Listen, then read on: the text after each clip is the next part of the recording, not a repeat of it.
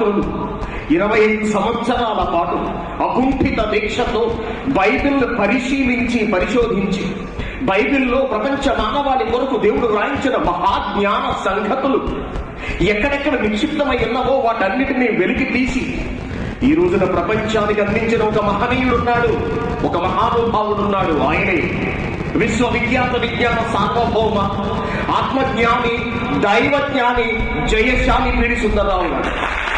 నేను చెబుతున్న ఈ మాటలు నా సొంత మాటలు కాదు, నా సొంత జ్ఞానము కాదండి. నేను ఆయన దగ్గర నేర్చుకున్నవి, ఆయన చెప్పగా విన్నవి, ఆయన వ్రాయగా చదివినవి మాత్రమే నేను మీకు చెబుతున్నాను.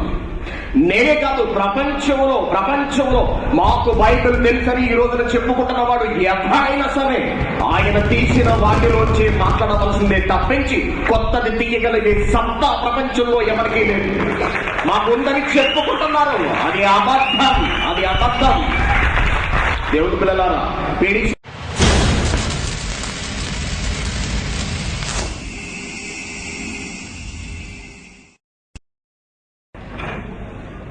ఉపవాసం అంటే ఏంటండి?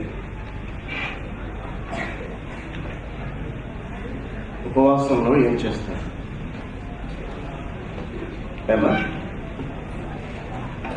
ఉపవాసంగా ఏం చేస్తున్నారు? ఉపవాసం అంటే ఏం చేస్తున్నారు? ప్రార్థన చేస్తున్నారు. Very good. ఉపవాసం రోజున ఏం చేసుకుంటారు? ఎలా చేస్తున్నారు? ఉపవాసం అంటే ఏం చేస్తున్నారు? తినడం త్రాగటం మానేసి ప్రార్థన చేయడమే ఉపవాసం అంటే. మేడం ప్రశ్న అదే కదండి. వీళ్ళు అన్నీ ఎత్తేనండి. వీళ్ళు ఏదో చూసారా, మతానికి ఎదురంతా చూసారా, వీళ్ళు అనుకుంటున్నారు సమాజం అంతా. దేవుతులారా, మరి ఉపవాసం అంటే ఇంకేంటి? అవునా? తిండి తినటం, ఆ రోజు తాగవలసినవి తాగటం మానేసి ప్రార్థన చేయడమే. తినడం త్రాగటం మాని ప్రార్థించుట ఉపవాసమా? ఏ కాదా?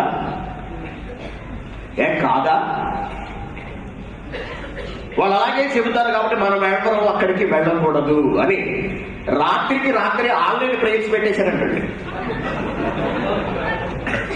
రాత్రికి రాత్రి ఉపవాస ప్రార్థన పెట్టేశారు. ఉపవాస ప్రార్థన ఎప్పుడు పూర్తవుతుంది?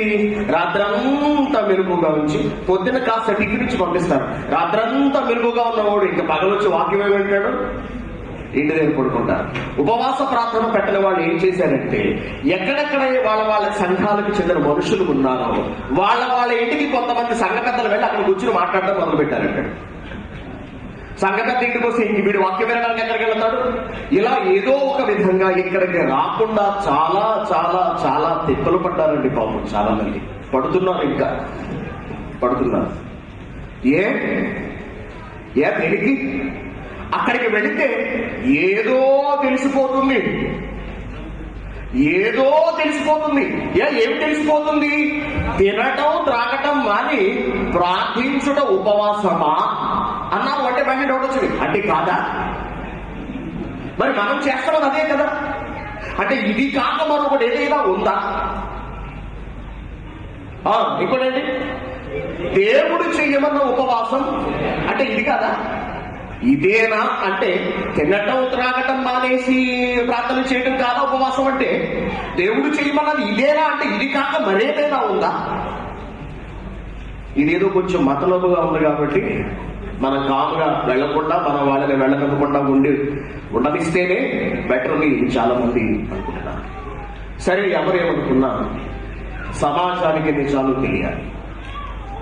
ఎవరో ఏదో చేస్తారు, లేకపోతే మరొక ఏదో పిచ్చి ప్రయత్నాలకు పాల్పడతారని చేతులు ముడుచు కూర్చుంటే సమాజానికి నిజం అందదండి. అమాయకులైన ప్రజలు పాడైపోతారు, దేవునికి కాకుండా పోతారు. కాబట్టి ఎవరు మమ్మల్ని ద్వేషించినా, ఎవరు అసహించుకున్నా, ఎవరు ఉమ్ము వేసినా, మమ్మల్ని నిందించినా, మమ్మల్ని తిట్టినా సాతాను గాళ్ళవని, ఇంకోటేంటి కొయ్యకి ఏమొచ్చినట్టు నన్ను అంత్యక్రీస్తు వచ్చాడని నన్నట్టు బయటకు వచ్చిన అంత్యక్రీస్తు ఏసే అంటూ సురేషే అంటూ ఎన్ని రకాలుగా మమ్మల్ని హింసించినప్పటికీ కూడా అవమానాలు పొందడానికి, బాధలు సహించడానికి దేవుని చేత నిశ్శబ్దత. చర్చిలోకి వెళ్ళి కూర్చుంటేనా సైలెన్స్. బాధలు అనుభవించడానికి, పడటానికి దేవుని చేత నియమించబడిన వారము, ఏర్పరచబడిన వారము అని అన్నిటినీ సహిస్తూ నిజాన్ని మాత్రం సమాజానికి అందించడానికి తాపత్రయపడుతున్నాం. దేవుని ఉపవాసం మీ అందరికీ చాలా ఇష్టమైనది, క్రైస్తవులందరికీ చాలా ఇష్టమైనది. ఎందుకంటే ఉపవాసం ఉండి ప్రార్థన చేస్తే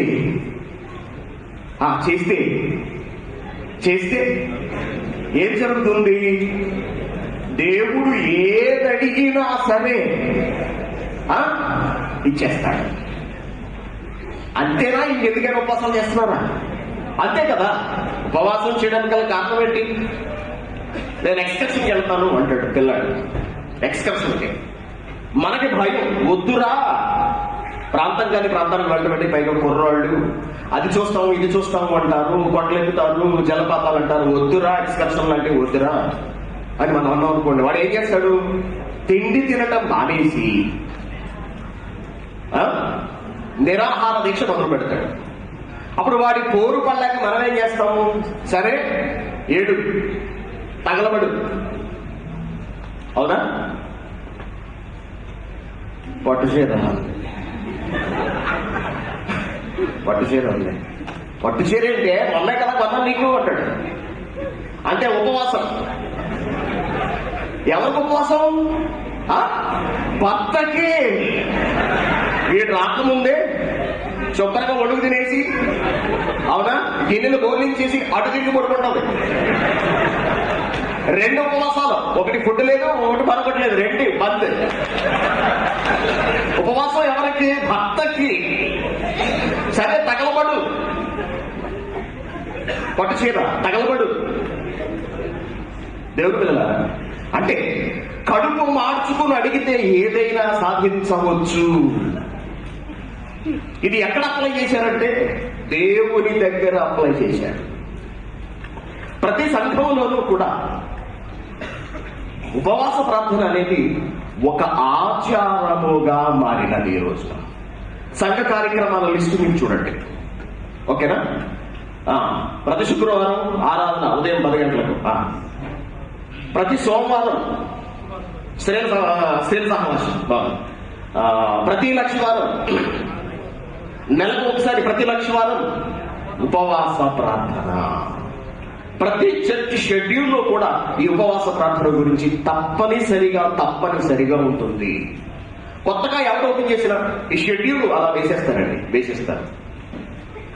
ఇకపోతే ఈ ఉపవాసాలను రకరకాలుగా ఆచరిస్తూ ఉంటారు.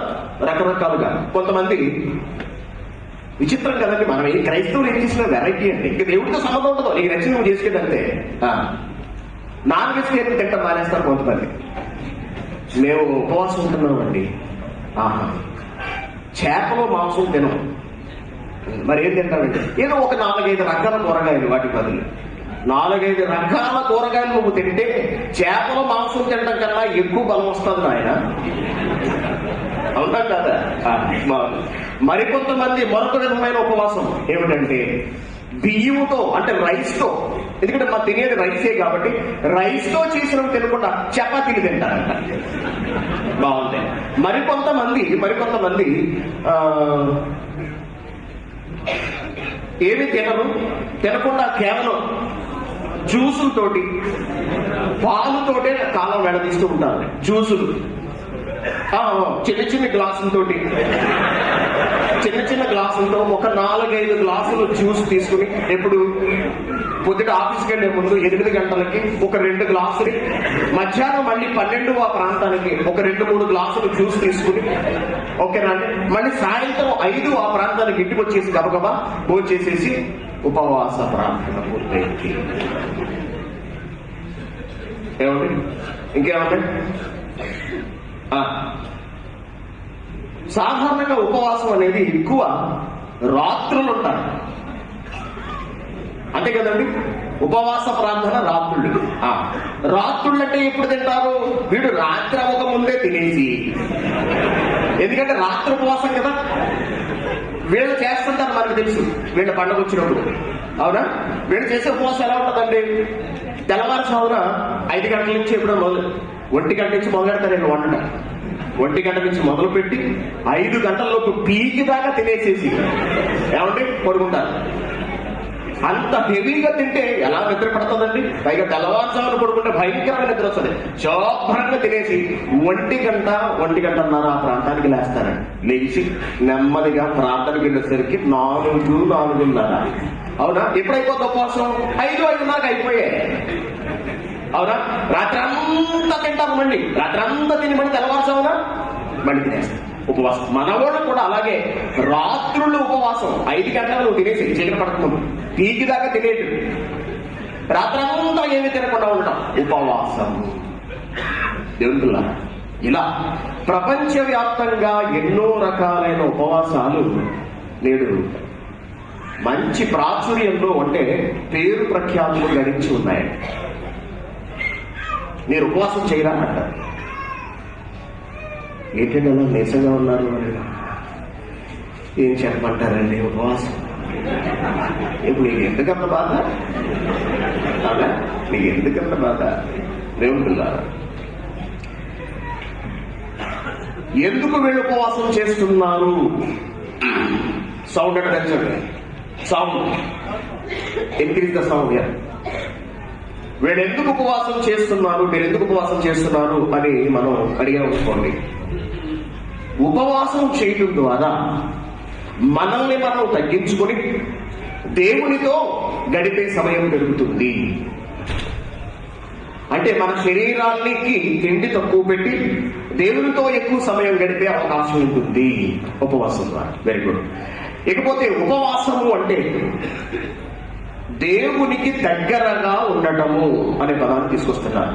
ఉపవాసము అనగా దేవునికి దగ్గరగా ఉండటము. మీరు దేని ఆధారంగా ఉపవాసాలు చేస్తున్నారు అని మనం అడిగే అనుకోండి.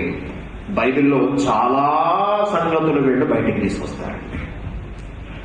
చాలా విషయాలు బైబిల్ నుంచి వెలుగు చూపిస్తారు మనకి. మేము ఎందుకు ఉపవాసం ఉంటున్నాము అంటే మోషే ఉపవాసం ఉన్నాడు. ఎస్తేరు కదా, ఎస్తేరు ఉపవాసం ఉంది. యేసుక్రీస్తు గారు ఉపవాసం ఉన్నారు. దావీదు గారు ఉపవాసం ఉన్నారు. వీళ్ళు కాక బైబిల్లో ఎంతో మంది ఉపవాసాలు ఉన్నారు. కాబట్టి మేము కూడా ఉపవాసాలు చేస్తున్నాము. అంతేకాకుండా యేసుక్రీస్తు గారు తాను సిలువెక్కక ముందు 40 దినాలు ఉపవాసం ఉన్నారు. కాబట్టి లెంట్ సీజన్ పేరుతో మేము కూడా 40 దినాల పాటు ఉపవాసాలను చేస్తున్నాము అంటున్నారు. ఈ కిటికీలు తీస్తే సౌండ్ చేయకుండా కిటికీలు తీయమనండి, కాస్త గాలి వస్తుందండి. కిటికీలు ఓపెన్ చేయండి. అవతల వాళ్ళ గట్టిగా మాట్లాడుతూ చెప్పండి.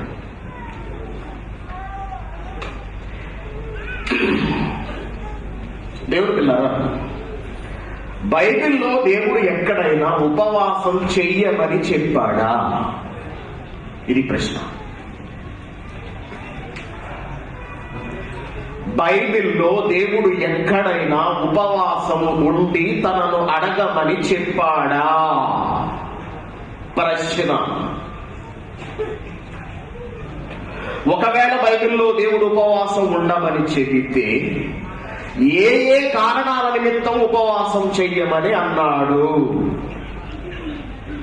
భక్తులు ఉపవాసాలు చేశారు అని చేసిన భక్తులను చూపిస్తున్నారు. తాము చేస్తున్న ఉపవాసాలను సమర్థించుకోవటానికి. భక్తులు ఉపవాసాలు చేయటం వెనుక గల కారణాలు ఏమిటి? ఇవన్నీ తెలియదు కదండి. తెలియకుండా చేసేస్తే రేపొద్దునకి తప్పు అయిపోతే, అవునా? తెలియకుండా చేస్తున్నాం. రేపొద్దున ఒకవేళ దేవునికి సమ్మతం కాకపోతే ఎంతకాలం చేసేసిన మన ఉపవాసాల పరిస్థితి ఏమిటి?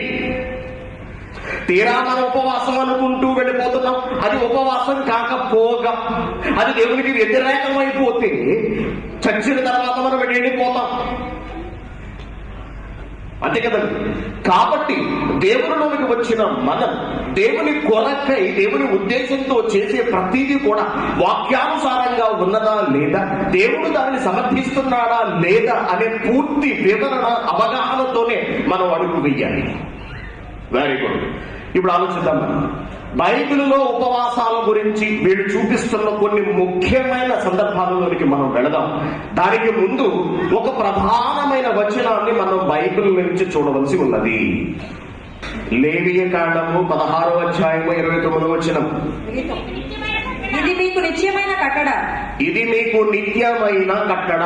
మీకు అన్నాడు, మీకు అన్నాడు. ఎవరికి? ఎవరితో మాట్లాడుతున్నాడు? ఏ సందర్భంలో మాట్లాడుతున్నాడు? ఎవరు ఎవరితో మాట్లాడుతున్నారు? దేవుడు ఇశ్రాయేలు ప్రజలతో మాట్లాడుతున్న మాట మోషే మరియు భక్తుల ద్వారా. దేవుడు ఇశ్రాయేలు ప్రజలతో మాట్లాడుతున్న మాట గమనించాలి. ఎవరు ఎవరితో మాట్లాడుతున్నారు అనేది చాలా చాలా ముఖ్యమైన విషయం. ఇది తెలుసుకోకుండా మనం బైబిల్ చదివేస్తే బైబిల్లో వ్రాయబడిన ప్రతిదీ మనమే అన్వయించుకోవలసి వస్తుంది. ఎవరు ఎవరితో మాట్లాడుతున్నారు? వ్రాయబడిన వచనం ఏ కాలానికి చెందినది? వ్రాయబడిన వచనం ఏ కాలానికి చెందినది? అది నేడు మనకు వర్తిస్తుందా, లేదా అది అమలు జరిగిపోయిందా, లేదా భవిష్యత్తులో జరగబోతున్నదా, లేదా ఎప్పటికీ నెరవేరేదేనా? ఇది తెలియాలి. వ్రాయబడిన వచనం క్రైస్తవులక, వ్రాయబడిన వచనం అన్యజనులను ఉద్దేశించా, చెప్పబడినది ప్రవక్తలను ఉద్దేశించా, అపోస్తలులను ఉద్దేశించా, యావత్ ప్రపంచ మానవాళికి వర్తిస్తుందా? ఈ స్పష్టమైన ఆలోచన బైబిల్ చదివే ప్రతి ఒక్కరికి అవసరం. లేకపోతే వాక్యాలు అపార్థమైపోతాయి.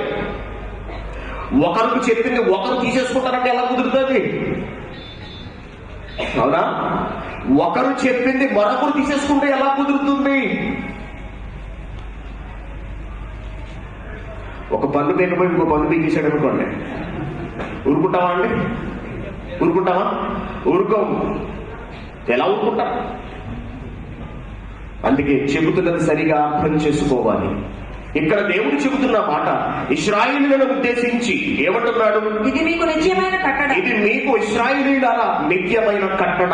స్వదేశులు గాని మీ మధ్య నుండి పరదేశులు, మీ మధ్య ఉన్న పరదేశులు గాని మీరందరూ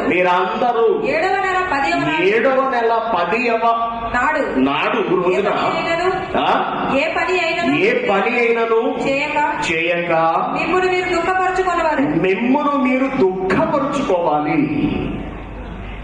మిమ్మును మీరు దుఃఖపరుచుకోవాలి. దేనికి దుఃఖపరుచుకోవాలి? దేనికి దుఃఖపరుచుకోవాలి? మీరు యెహోవా సన్నిధిని మీ సమస్త పాపముల నుండి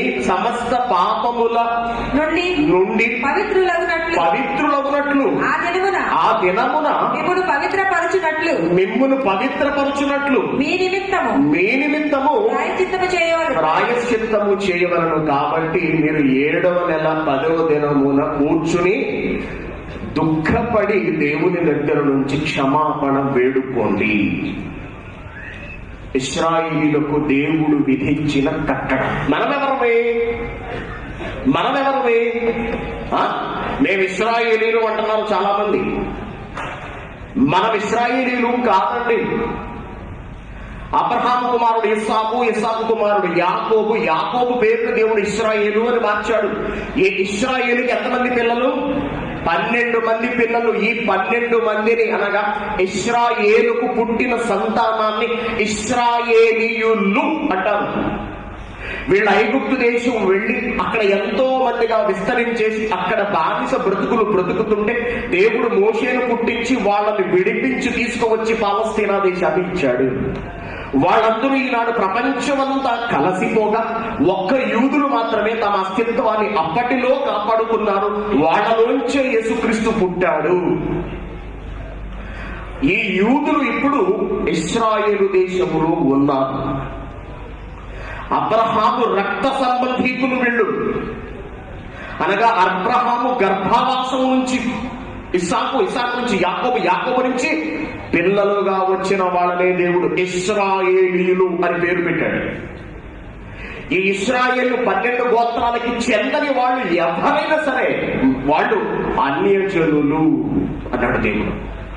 మనం ఎక్కడున్న వాళ్ళం? భారతదేశంలో ఉన్న వాళ్ళం. భారతదేశంలో వాళ్ళు ఎక్కడున్నారు? ఇశ్రాయేలు దేశములో. కాబట్టి మనము జన్మాన్ని బట్టి ఇశ్రాయేలీలము కాము, ఆత్మీయంగా కూడా ఇశ్రాయేలీలము కాము. మనము జన్మాన్ని బట్టి భారతీయులమైన ఆత్మీయంగా మనం ఎవరము? క్రైస్తవులం.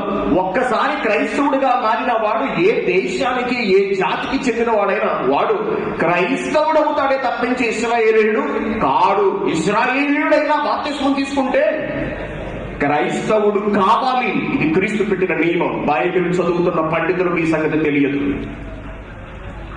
కాబట్టి ఇశ్రాయేలులకు దేవుడిస్తున్న ఆజ్ఞ ఏమిటంటే మీరు దుఃఖ దినాలను సెలపండి. అక్కడ 23వ అధ్యాయం 26వ వచనం, 23వ అధ్యాయం 26వ వచనం త్వరగా. మరియు ఇలా మోషే ఇలా చెబుతున్నాడు, 7వ నెల 10వ దినము పాపము నిమిత్తమైన ప్రాయశ్చిత్తార్థ దినము, అందులో మీరు పరిశుద్ధ సంఘముగా కూడవలెను.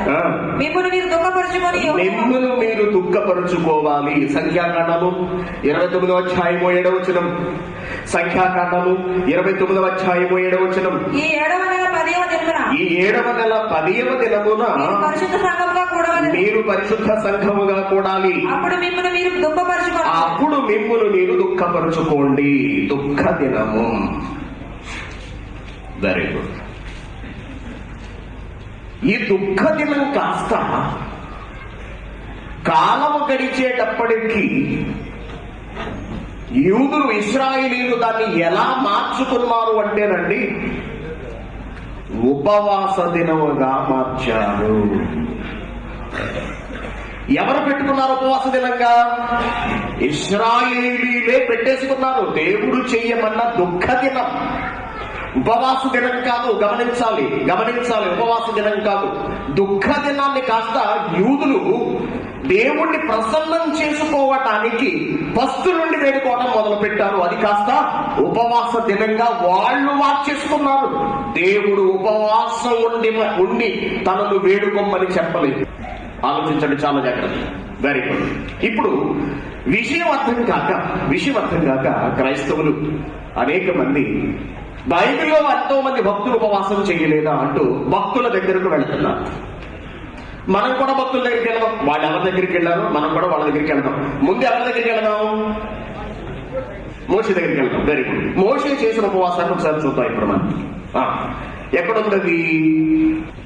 నిర్గమాకాండము 24వ అధ్యాయం 18వ వచనం ఏమన్నా చూడండి. అప్పుడు యెహోవా మోషేతో ఇట్లనెను, నీవు కొండ ఎక్కి నా దగ్గరకు రా, అక్కడ ఉండు. నీవు వారికి బోధించినట్లు నేను వ్రాసిన ఆజ్ఞలను ధర్మశాస్త్రాన్ని రాతి పలకలను నీకు ఇస్తాను. అనగా మోషేయు అతని పరిచారకుడైన యెహోషువాయు లేచిది. మోషే దేవుని కొండ మీదకి ఎక్కెను. అతడు పెద్దలను చూచి మేము మీ ఎద్దకు వచ్చే వరకు, నేను మీ ఎద్దకు వచ్చేంత వరకు మీరు ఇక్కడే ఉండండి. ఇదిగో అహరోనును ఊరును మీతో ఉన్నారు. ఎవరికైనా వాద్యమన్నా కదా వారి ఎద్దకు వెళ్ళవచ్చునని వారితో చెప్పాను. ఓకే. మోషే కొండ మీదకి ఎక్కి ఆ మేఘము కొండను కమ్మెను. యెహోవా మహిమ సీనాయి కొండ మీద నిలిచెను. మేఘము 6 దినములు దాన్ని కమ్ముకొనెను. మేఘము 6 రోజులు దాన్ని కమ్ముకుంది. 7వ దినమున ఆయన ఆ మేఘములో నుండి మోషేను పిలిచినప్పుడు యెహోవా మహిమ సరిపోతుంది. అప్పుడు ఆ మోషే ఆ మేఘములో ప్రవేశించి కొండ మీదకి ఎక్కెను. మోషే ఆ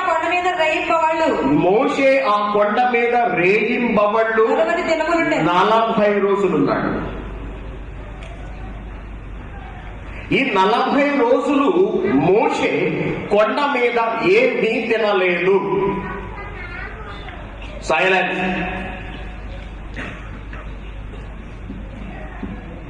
మోషే 40 రోజులు కొండ మీద ఏమీ తినలేదు. మోషే కొండ మీదకి ఎందుకు వెళ్ళాడు? ప్రశ్న. మోషే ఉపవాసంగా చూపిస్తారు. ఎందుకు వెళ్ళాడు? 40 రోజులు ఎందుకు ఉన్నాడు? లేవి ద్వితీయ ఉపదేశము 9వ అధ్యాయము 18వ 9వ వచనం. ఆ రాతి పలకలు అనగా యెహోవా మీతో చేసిన నిబంధన సంబంధమైన పలకలు యెహోవా మీతో చేసిన నిబంధన సంబంధమైన పలుకులను తీసుకొనుటకు నేను కొండెక్కినప్పుడు అన్నపానాలు మాని ఆ కొండ మీద 40 పగళ్ళు 40 రాత్రులు ఉన్నాడు. అన్నపానాలు మాని. ఎందుకున్నాడు?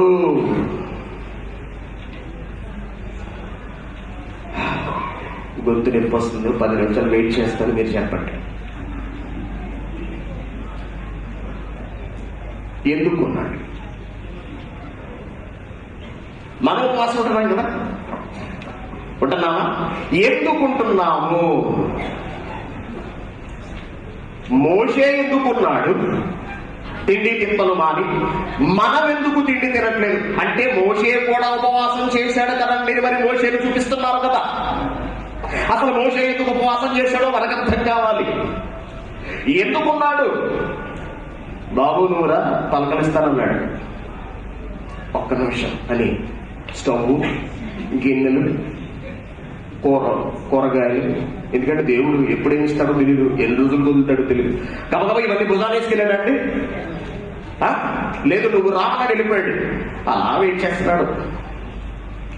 40 రోజులు ఉన్నాడండి. ప్రభు ఆకలేస్తుంది, రాజు గారు రమ్మన్నారు అన్నమాట. ఫోన్ సైలెంట్లో పెట్టుకోండి. రాజు గారు రమ్మన్నారని గమనించింది. నించున్నాం అలాగా. ఎంతకీ రాడు.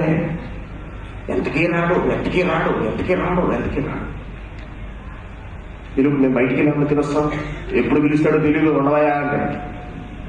అవునా కదా? ఎంత ఆకలి వేసినా చచ్చినా ఆయన వెళ్ళు అని చెప్పేంత వరకు అక్కడ వండి తీరవలసిందే. నువ్వు అక్కడ ఉన్నంతసేపు నీకు ఆకలేసినా నువ్వు ఫస్ట్ ఉండవలసిందే. నీకు పలకలిస్తాను రానాయన అన్నాడు కొండ మీదకి. అంతే తప్పించి మోషే ఉపవాసం చెయ్యడానికి కొండ మీదకు వెళ్ళలేదు. అర్థమైందా లేదా? ఉపవాసం చెయ్యడానికి కొండ మీదకు వెళ్ళలేదు. వింటున్నారా, చూస్తున్నారా లేదా?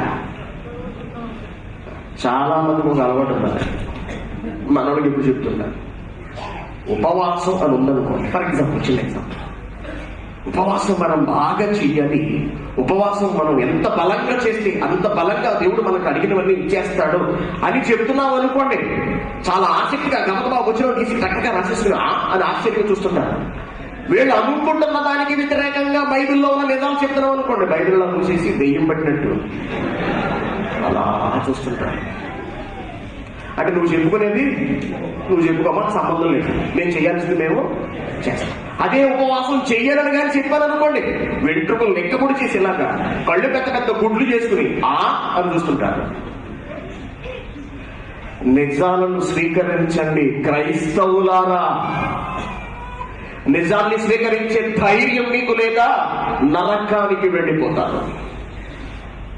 దేవుడు చెప్పే నిజాన్ని స్వీకరించే ధైర్యం మీకు లేనప్పుడు బైబిల్ పట్టుకోకండి. బైబిల్ పట్టుకునే హక్కు లేదు మీకు. మీకు నచ్చినా నచ్చకపోయినా దేవుడు చెప్పే నిజాన్ని స్వీకరించి తీరాలి ఎవరైనా సరే ఈ ప్రపంచంలో. యాకోబు పత్రిక 1వ అధ్యాయము వచనం 21. అందుచేత సమస్త కల్మషాన్ని విర్రవీగిపోతున్నారా? చెప్పేది తప్పు అని మాకంతా తెలుసు అని, ప్రతిదానికి మేము వ్యతిరేకము అని వీడు చెప్తే మేము వినేది అనుకుంటున్నారా? విర్రవీగిపోతున్నారా? విర్రవీగుచున్న దుష్టత్వం మీలో ఉంటే దాన్ని మాని లోపలికి తీసుకోండి. వాక్యాన్ని ఆలోచించండి, లేకపోతే నష్టపోయేది మీరే. ఎందుకు ఇన్ని వేల దినాలు ఖర్చు పెట్టి దీన్ని పెట్టామనుకుంటున్నారు? పిచ్చోళ్ళమై అనుకుంటున్నారా? నిజం నిప్పు లాంటిది. ఇది నిప్పిది. నీకు నచ్చినా నచ్చకపోయినా నిజమే ఎప్పటికీ. అబద్ధాన్ని తగలబెడుతుంది నిజం. ఆ అబద్ధాన్ని వదులుకోలేకపోతున్నారు ఈ క్రైస్తవులు. చేస్తున్న తప్పులోనే ఉంటూ తప్పును సమర్థించుకునే ప్రయత్నం చేస్తున్నారే తప్పించి తప్పును సరి చేసుకుని దేవునికి దగ్గర అవుదాం అనుకోవట్లేదు. వెర్రవీగుతున్న దుష్టత్వాన్ని మానండి. లోపల నాటబడి మీ ఆత్మను రక్షించేది వాక్యం. మీరు నమ్ముకున్న నిజం కాదు, అబద్ధం కాదు, నిజం వాక్యం. మీ ఆత్మను రక్షించడానికి శక్తి కలిగింది వాక్యం. దాన్ని వినండి, దాన్ని ఆలోచించండి, సాత్వికంతో అంగీకరించండి. అంగీకరించకపోతే పోతారు. ఎందుకంటే కొండ మీదకి ఎందుకు వెళ్ళాడు? పలకలు తీసుకురావటానికి, ఉపవాసం చెయ్యటానికి కాదు. చూపించమని ఉపవాసం చేయడానికి కొండ మీదకి. ఒకవేళ ఉపవాసం చేయడానికి ఏ అవసరం నిమిత్తం ఉపవాసం చేశాడు? మనమే అవసరం నిమిత్తం ఉపవాసాలు చేస్తున్నాం. ఉపవాసం ఎందుకు చేస్తున్నామండి? ఉపవాసం దేనికి, ఎందుకు చేస్తున్నారు? ఉపవాసంలో ఏమడుగుతున్నారు? ఉపవాసంలో ఏమడుగుతున్నారు? మాకేం గుర్తుంటాయండి? పెద్ద లిస్ట్ ఉంటుంది అక్కడ. పెద్ద లిస్ట్ ఉంటుంది. ఎవడెవడికి ఏ ఏ అవసరాలు ఉన్నాయో ఆ లిస్ట్ మీద రాసుకుని చుట్టూ రౌండ్ టేబుల్ అయ్యి చుట్టూ కూర్చుని అడుగంతే. అడుగు అడుగు, కొట్టు కొట్టు కొట్టు కొట్టు. ఏంటది? ఏంటది? ప్రార్థన. కొట్టు అంతే. ఏంటి వింటాడో దేవుడు? వింటాడండి? ఎంప్లాయీస్ అందరూ రౌండ్గా కూర్చుని జీతం పెంచాలి, జీతం పెంచండి, మాకు జీతం పెంచండి అని 3వ తారీఖుని గొడవ చేస్తారు అనుకోండి. లేదా 10 మంది ఎంప్లాయీస్ అప్పుడే కొత్తగా జాయిన్ చేసుకున్నారు. జాయిన్ అయిన వెంటనే మాకు జీతం పెంచండి, మాకు జీతాలు పెంచండి, మాకు జీతాలు పెంచండి అని అడుగుతారు అనుకోండి. కంపెనీకి ఎలా ఉంటుందండి మేనేజర్కి?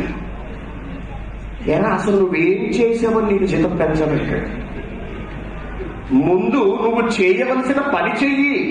ఆ పనిలోని ఎఫిషియన్సీని చూసి జీతం పెంచాలో లేదో నేను డిసైడ్ చేస్తాను అంటాడు. దేవుని పిల్లరా, ఉపవాసం పేరుతో తిండి తింటం మానేసి అవసరాలు అడగటం. పైగా ఎవరిని చూపించాలో? మళ్ళీ ఎవరిని చూపించాలి? ఎవరిని అడ్డం పెట్టుకుని? అప్పుడు మోషే చేశాడు కదా ప్రభువా. మోషే తర్వాత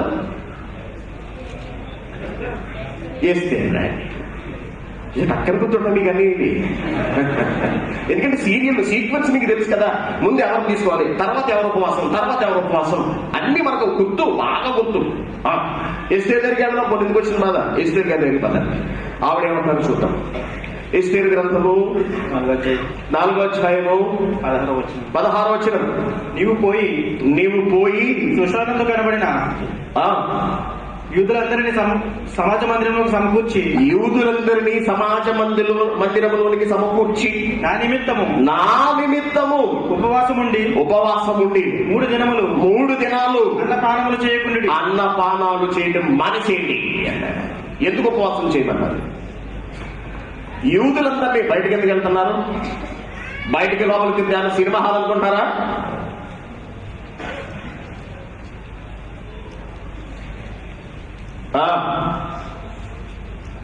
నా నిమిత్తం ఉపవాసం ఉండండి అంటాడు. ఎందుకు ఉపవాసం ఉండమంటుంది ఆవిడ? రాజుగారి దగ్గరకు వెళ్ళబోతుంది. భర్తే. ఎందుకని? రాజు అంటే ఎవరు కాదండి, భర్తే. ఆ రాజుగారి దగ్గరకు వెళ్ళాలి అంటే రాజు పర్మిషన్ ఇవ్వాలి. రాజదండం ఎవరి వైపు చూపిస్తే వాళ్ళే రాజు దగ్గరకు రావాలి. మిగిలిన వారు ఎవరైనా రాజు ముందు కనబడితే చంపేస్తారు. That is the rule. Even రాణి భార్య అయినా సరే రాజదండం చూపిస్తేనే రావాలి. రాజు పర్మిషన్ ఉంటేనే లోపలికి వెళ్ళాలి. వితౌట్ పర్మిషన్ వెళ్ళబోతుంది. చంపేస్తే చంపేయచ్చు. ఎందుకైనా మంచిది నా నిమిత్తం ఉపవాసం చేయించండి. దేని నిమిత్తం ఎందుకు ఎస్తేర్ అక్కడికి వెళుతుంది? యూదులందరినీ చంపేసేయమని హామాను ఒక తప్పుడు ఆలోచన రాజులో కలిగించాడు. యూద జాతి నాశనం కాబోతుంది. యూద జాతి నాశనం అయిపోతే అందులోంచి వచ్చేవాళ్ళు ఎవరు? అందులోంచి ఎవరు రావాలి? యుద్ధ జాతిలోంచి యేసుక్రీస్తు రావాలి. కాబట్టి ఆ పరిస్థితులలోనికి దేవుడు అక్కడ ఎస్తేర్ను పెట్టాడు ఈ సిచ్యువేషన్ ఆపడానికి. అదే అంటాడు మొద్దుకై, నువ్వు కాకపోతే దేవుడు మరొక సహాయం చేస్తాడు. నువ్వు ఈ స్థితిలోకి వచ్చిన దేవుని వలన ఈ ఆపద తప్పించడానికేమో ఆలోచించు, ఏదో ఒకటి చెయ్యి అన్నప్పుడు, సరే నేను ప్రాణాలకు తెగించి రాజు దగ్గరికి వెళతాను, మీరందరూ నా నిమిత్తం ఉపవాసం ఉండండి. వాళ్ళందరూ ఉపవాసం చేశారు. ఎస్తేరు కూడా ఉపవాసం చేసింది. ఎందుకు చేసింది? లిస్ట్ ఏంటి ఒకసారి? లిస్ట్ ఉందా లేదా? నా దగ్గర తీయమంటారా? నా దగ్గర లిస్ట్ తీయమంటారా? ఉపవాస ప్రాంతాల్లో ఏం ఉంటుందో ఏం రాసుకుంటారో మొత్తం లిస్ట్ తీయమంటారా? జడుచుకోలేదు, మీకు తెలిసినే కదా. నేను ఎన్నో సంఘాల్లో మీరు చూసి ఉన్నారు కాబట్టి కొత్త ఏం కాదు ఇవన్నీ, మీకు అలవాటే. మనం ఎందుకు చేస్తున్నాం? ఎస్తేరు ఎందుకు చేసింది? ఎస్తేరు అన్నారు కదా, ఎందుకు చేసింది ఎస్తేరు? చెప్పండి. యూద ప్రజల ప్రాణాలు కాపాడడానికి తాను రాజు దగ్గరకు వెడుతుంది కాబట్టి చెయ్యమంది తప్పించి తన అవసరాలు తీర్చడానికి ఉపవాసం ఉండమనలేదు. అవునా? మోషే ఎందుకు 40 దినాలు తినలేదు అంటే దేవుడు పలకలను ఇవ్వబోతున్నాడు కాబట్టి అక్కడ ఎదురు చూశాడు. ఇంకెవరు ఉపవాసం చూపిస్తారు? నినివే పట్టణస్తులు 40 దినాలు వాళ్ళు కూడా ఉపవాసం ఉన్నారు. వాళ్ళు ఎందుకున్నారు ఉపవాసం? ఒకసారి చూడండి, యోనా గ్రంథము వచనం, యోనా గ్రంథము 3వ అధ్యాయము 5వ వచనం. నినివే పట్టణపు వారు దేవుని యందు విశ్వాసం ఉంచి ఉపవాస దినాన్ని చాటించి కనులేమి అల్పులేమి అందరూ గోనె పట్ట బట్టలు, మంచి బట్టలు తీసేశారు. గోనె పట్ట కట్టుకున్నాం. గోనె పట్ట ఎప్పుడు కట్టుకుంటామండి మనం? గోనె పట్ట ఎక్కడ వేసుకుంటామండి మనం? గోనె పట్ట ఎక్కడ వేస్తామండి? కాళ్ళ దగ్గర బాత్రూమ్ నుంచి చూస్తే తడి పీల్చుకుంటాదని గోనె పట్ట అక్కడ వేస్తాం మనం. ఆ గోనె పట్టను ఒంటి కట్టుకున్నారంటే వీళ్ళు గోనె పట్ట చుట్టుకుని ఆ సంగతి ఏది? దేవుడు నినివే పట్టణాన్ని సంహరించబోతున్నాడు, ధ్వంసం చేసేయబోతున్నాడు అనే సువార్తను యోనా ప్రకటించినప్పుడు ప్రజలందరూ, ఈవెన్ రాజు కూడా ఈ సంగతి విని అతడు తన సింహాసనం నుంచి దిగి తన రాజవస్త్రాలను తీసి గోనె పట్ట రాజు సహితము గోనె పట్ట కట్టుకుని బూడిదలో కూర్చున్న రాజు సింహాసనం మీద కూర్చోవలసిన వాడు బూడిదలో కూర్చున్నాడంటే ఎంత తగ్గించుకోవాలని ఆలోచించండి. బూడిదలో కూర్చొని మరియు రాజైన తానును ఆయన మంత్రులకు ఆజ్ఞయ్యగా ఒకవేళ దేవుడు మనసు త్రిప్పుకొని పశ్చాత్తప్తుడై మనలందరినీ చంపేసేయకుండా తన కోపాన్ని తగ్గించుకుంటాడేమో. కాబట్టి మనుషులు ఏది పుచ్చుకోకూడదు. పశువులు గాని ఎద్దులు గాని గొర్రెలు గాని మేత వేయకూడదు, నీళ్లు త్రాగకూడదు. మనుషులందరూ తమ దుర్మార్గాలను విడిచి తాము చేయ పనులన్నింటినీ మానివేయమనెను. ఎందుకు చేశారు? వీళ్ళు ఉపవాసం చేయడం కదా వెనుక కారణం ఏమిటి? అవసరాల, ఉద్యోగాల గురించా, రోగాల గురించా, అవసరాలు తీర్చమనా? ఎందు నిమిత్తం ఉపవాసం ఉన్నారు? ఆలోచించండి. ఒక్కసారి ఆలోచించండి.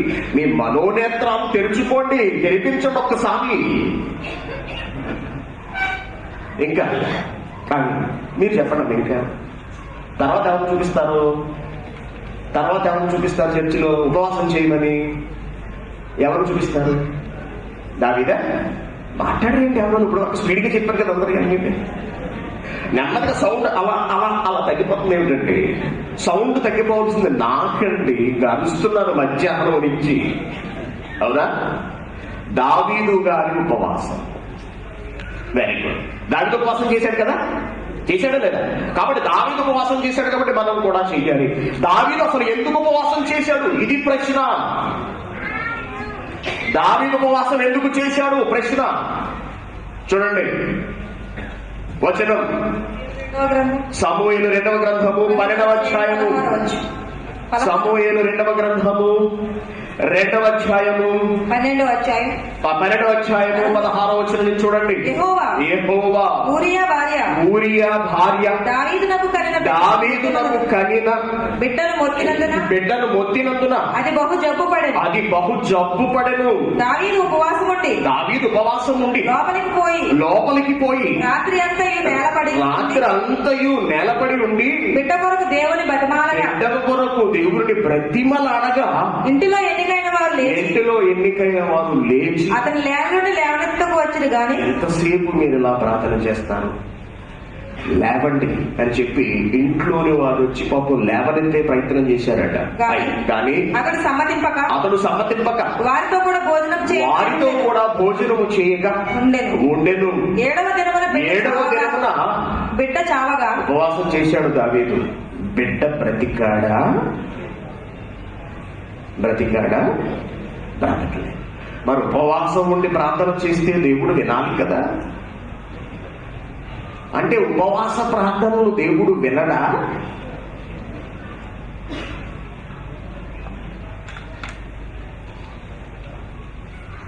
ఏమండి, ఉపవాసం ఉండి అడిగితే దావీదు ఎవరు? దావీదు మన్నట్టుడు అనుకుంటున్నారా? అసలు దావీదు మీద దేవునికున్న అభిప్రాయం ఏంటో తెలుసా? అపోస్తుల కార్యములు చూడండి ఒకసారి. అపోస్తుల కార్యములు 13వ కార్యములు 13వ అధ్యాయము 22వ వచనం. తర్వాత సౌలును తొలగించి దావీదును వారికి రాజు దోళ్ల కాసుకుని గొర్రెలు కాసుకునే దావీదును తీసుకొచ్చి రాజుని చేశాడు. అంటే దావీదుకి దేవుడి మీద ఎంత ప్రేమ ఉందో ఒకసారి ఆలోచించండి. దావీదు మీద దేవునికి ఎంత ప్రేమ ఉందో ఒకసారి ఆలోచించండి. ఒకరి పట్ల ఒకరికి పరస్పరం నిక్కుటమైన ప్రేమ అండి. అందుకే తీసుకొచ్చి ఎక్కడ కూర్చోబెట్టాడు? సింహాసనం మీద కూర్చోబెట్టాడు. మరియు ఆయన నేను యెషయి కుమారుడైన దావీదును కనుగొంటిని. అతడు నా ఇష్టానుసారం వినండి.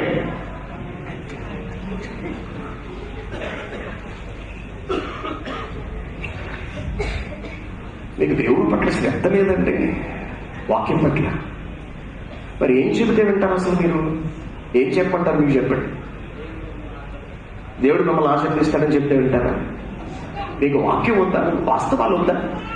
ఎప్పుడు చూసి ఇంకా అదే బ్రతుక ఇలాగే ఉండిపోదామా? నిజం తెలుసుకోవద్దండి మనం.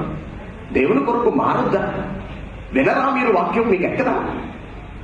తప్పండి, చాలా తప్పు చేస్తున్నారు మీరు. దేవుడు వాక్యాన్ని మీ దగ్గరకు, ఈ దేశంలో ఉన్న మీ దగ్గరకు తీసుకొచ్చాడు. మీకు ఎన్నో పెడుతున్నాం, మీకు ట్రాన్స్పోర్ట్ ప్రొవైడ్ చేశాం. దీనికి భయంకరమైన అద్దె, భయంకరంగా కష్టపడుతున్నారండి ఎన్నో రోజుల నుంచి ప్రజలందరూ. రాత్రంతా నిద్రపోలేదంతా సతటానికి. ఎంతో మంది కష్టార్జితం ఈ కార్యక్రమం వెనకుంది. ఎందుకు? ఇక్కడికి వచ్చి మీరు నిద్రపోవడానికా, లేకపోతే దిక్కులు చూడడానికా, లేకపోతే ఆవలిస్తూ వేస్తూ వచ్చినట్టుగా మీరు ప్రవర్తించడానికా? వాళ్ళ రక్తానికి మీరు బాధ్యత వహించాల్సి ఉంటుంది. జాగ్రత్త, జాగ్రత్త. గొంతు చించుకుని చెబుతున్నాను నేను చెప్పేది మీకు వేళాకోళంగా అనిపిస్తుందేమో, తేలిగ్గా తీసుకుంటున్నారేమో, అశ్రద్ధగా ఉంటున్నారేమో. జాగ్రత్త. దేవునికి మీరు జవాబు చెప్పుకోవలసి ఉంటుంది ఒక రోజున. పిచ్చివాడమై చేయట్లేదండి ఇదంతా, డబ్బులు ఎక్కువైపోయి చేయట్లేదు ఇదంతా. మిమ్మల్ని ప్రేమించి మీకు నిజాలు తెలియ చెప్పాలన్న ఆతృతతో చేస్తున్నాం ఇదంతా. ఎందుకంత అశ్రద్ధ మీకు? ఎవడు చెబుతున్నాడు మీకు? చెప్పండి పోనీ.